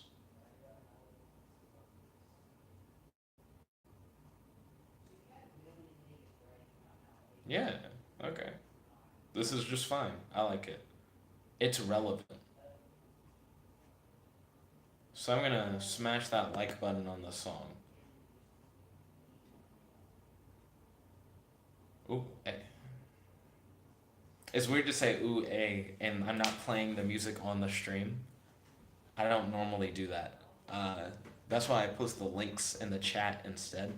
So if you guys choose to want to listen to it, you can.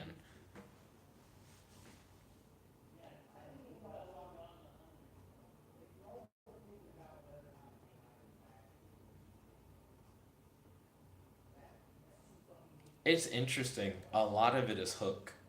He has how many verses? Never thought I'd make it out. Look at me, 4 years down, 4 years done, looking at a whole degree. Have you ever seen the smile? Yo, I swear that's me. Yo, I swear that's key. Yo, I swear I'm free. I cannot believe it. I have achieved it. It was a dream of mine. Make a new path out of the box, taking one step at a time. Now I can't say I did it. Ooh, all my brothers we living. All my sisters we in it. Let's get it. Graduated. Moving on to better things. Yo, moving on to bigger things. Graduated. I like it. It's not bad. But I think he only has like maybe two real verses. He has like one at the beginning, a lot of hook, then one in the middle, and then a lot of hook. But it's a good song. It's a good song.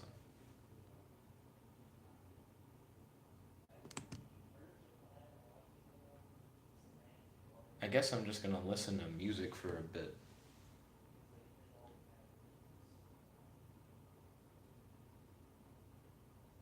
So right now I'm listening to 2975 Leeward Avenue by Mad Bliss. It's not bad. It's just kind of a slow instrumental. I'm gonna skip that and go to Sean Dream's song Santana. I'm gonna stop on like a song that I like vibe with, and if I really vibe with it, I'll share it with you guys. Uh, but I like play like, oh, it's only a minute 30. Okay, I like the idea of the song only being a minute 30. I think that actually gives some promise. Oh, cool! It's just a beat, and it's kind of like a Spanish beat,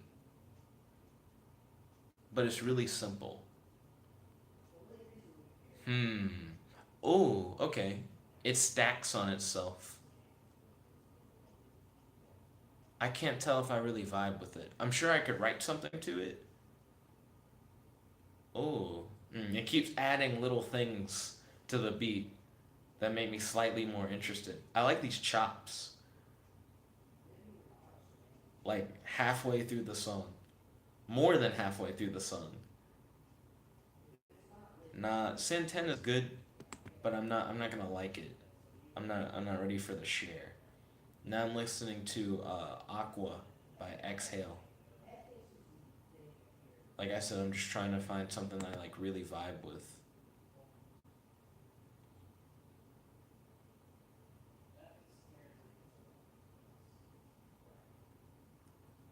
So let's see.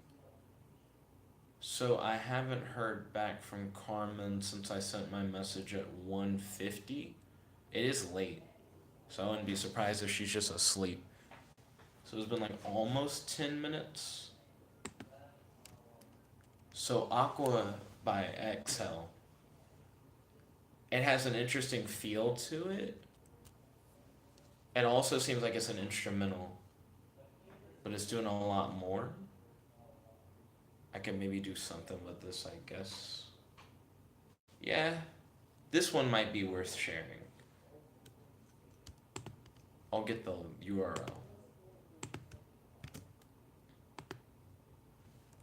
So here's Aqua. It's not bad. It's just a beat. It's chill, but I think it's workable, I guess. I'm still not convinced on it. I'm not gonna like it. I know when a beat's really, really good and you just vibe with it. Now I'm listening to Urza Colors. This has like a happy feel to it. It reminds me of something I've heard before. And it kind of has like a spacey future feel. Really depends on how the drums land on this one, whether or not I'll like it and be willing to share it. Mm, better. It's just better than the other thing that I just shared. Okay. I think I probably will like this one. This one's called Colors. It has an interesting evolving feel to it. Kind of spacey. I'm actually going to hit the like button on this one.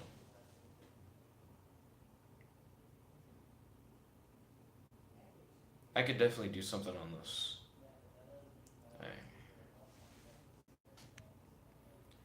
Some of the sounds remind me of Body Party, oddly enough. Um, some of the sounds remind me of can't remember the name for the life of me. But there's a song I used to listen to that I heard on Elevator that has a sound similar to this. But I can't remember the name of that song now. I eventually just found the instrumental that that song was using, but I don't remember the name of that instrumental either. I just know that I like it. But this beat's good. I could do something with this, most def. And it's not Urza, it's Ezra. Oh, yeah, this is good. This is good electronic music. I could use that for a beat.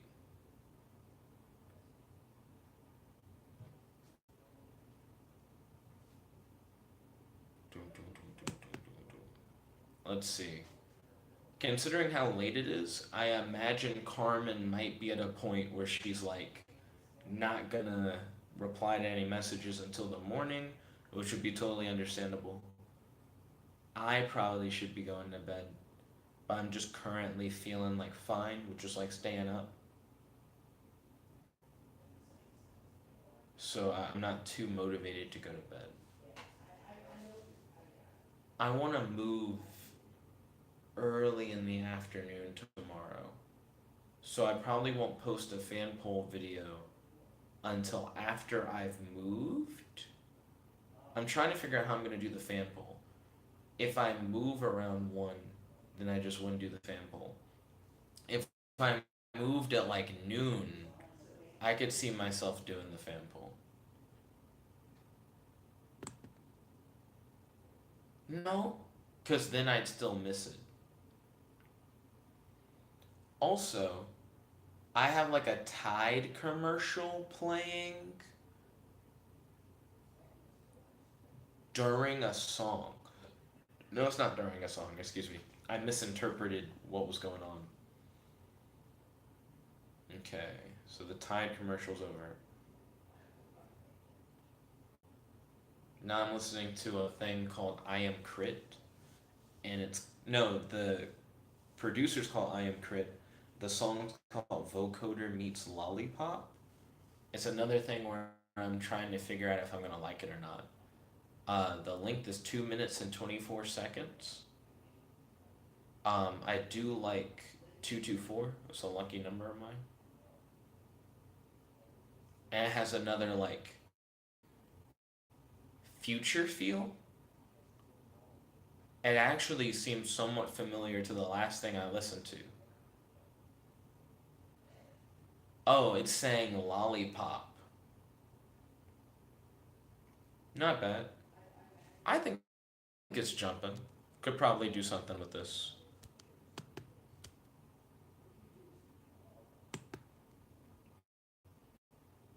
I think it's mainly good to rap on though.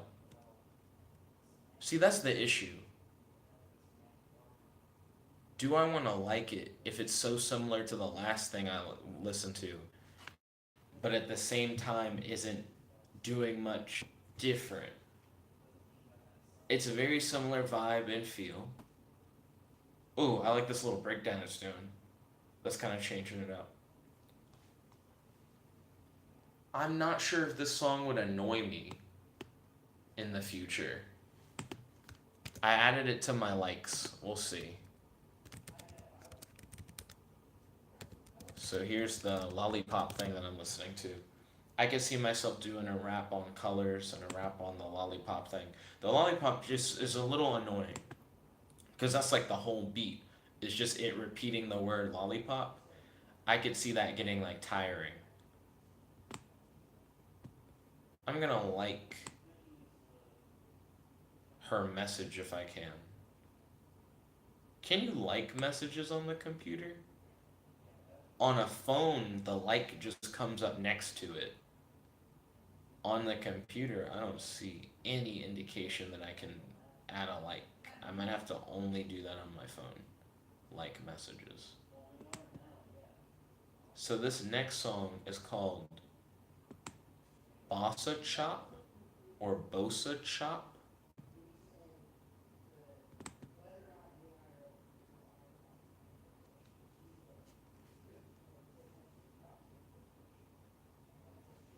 So far, really chill. I like this chill feel. I might write some rap stuff tonight. So I think I'm gonna like end the stream here, but probably post some rap videos. So definitely stay tuned for more content. If you like this video, make sure to smash that like button, favorite, comment, subscribe, and ding ding ding, ring that notification bell to be notified whenever you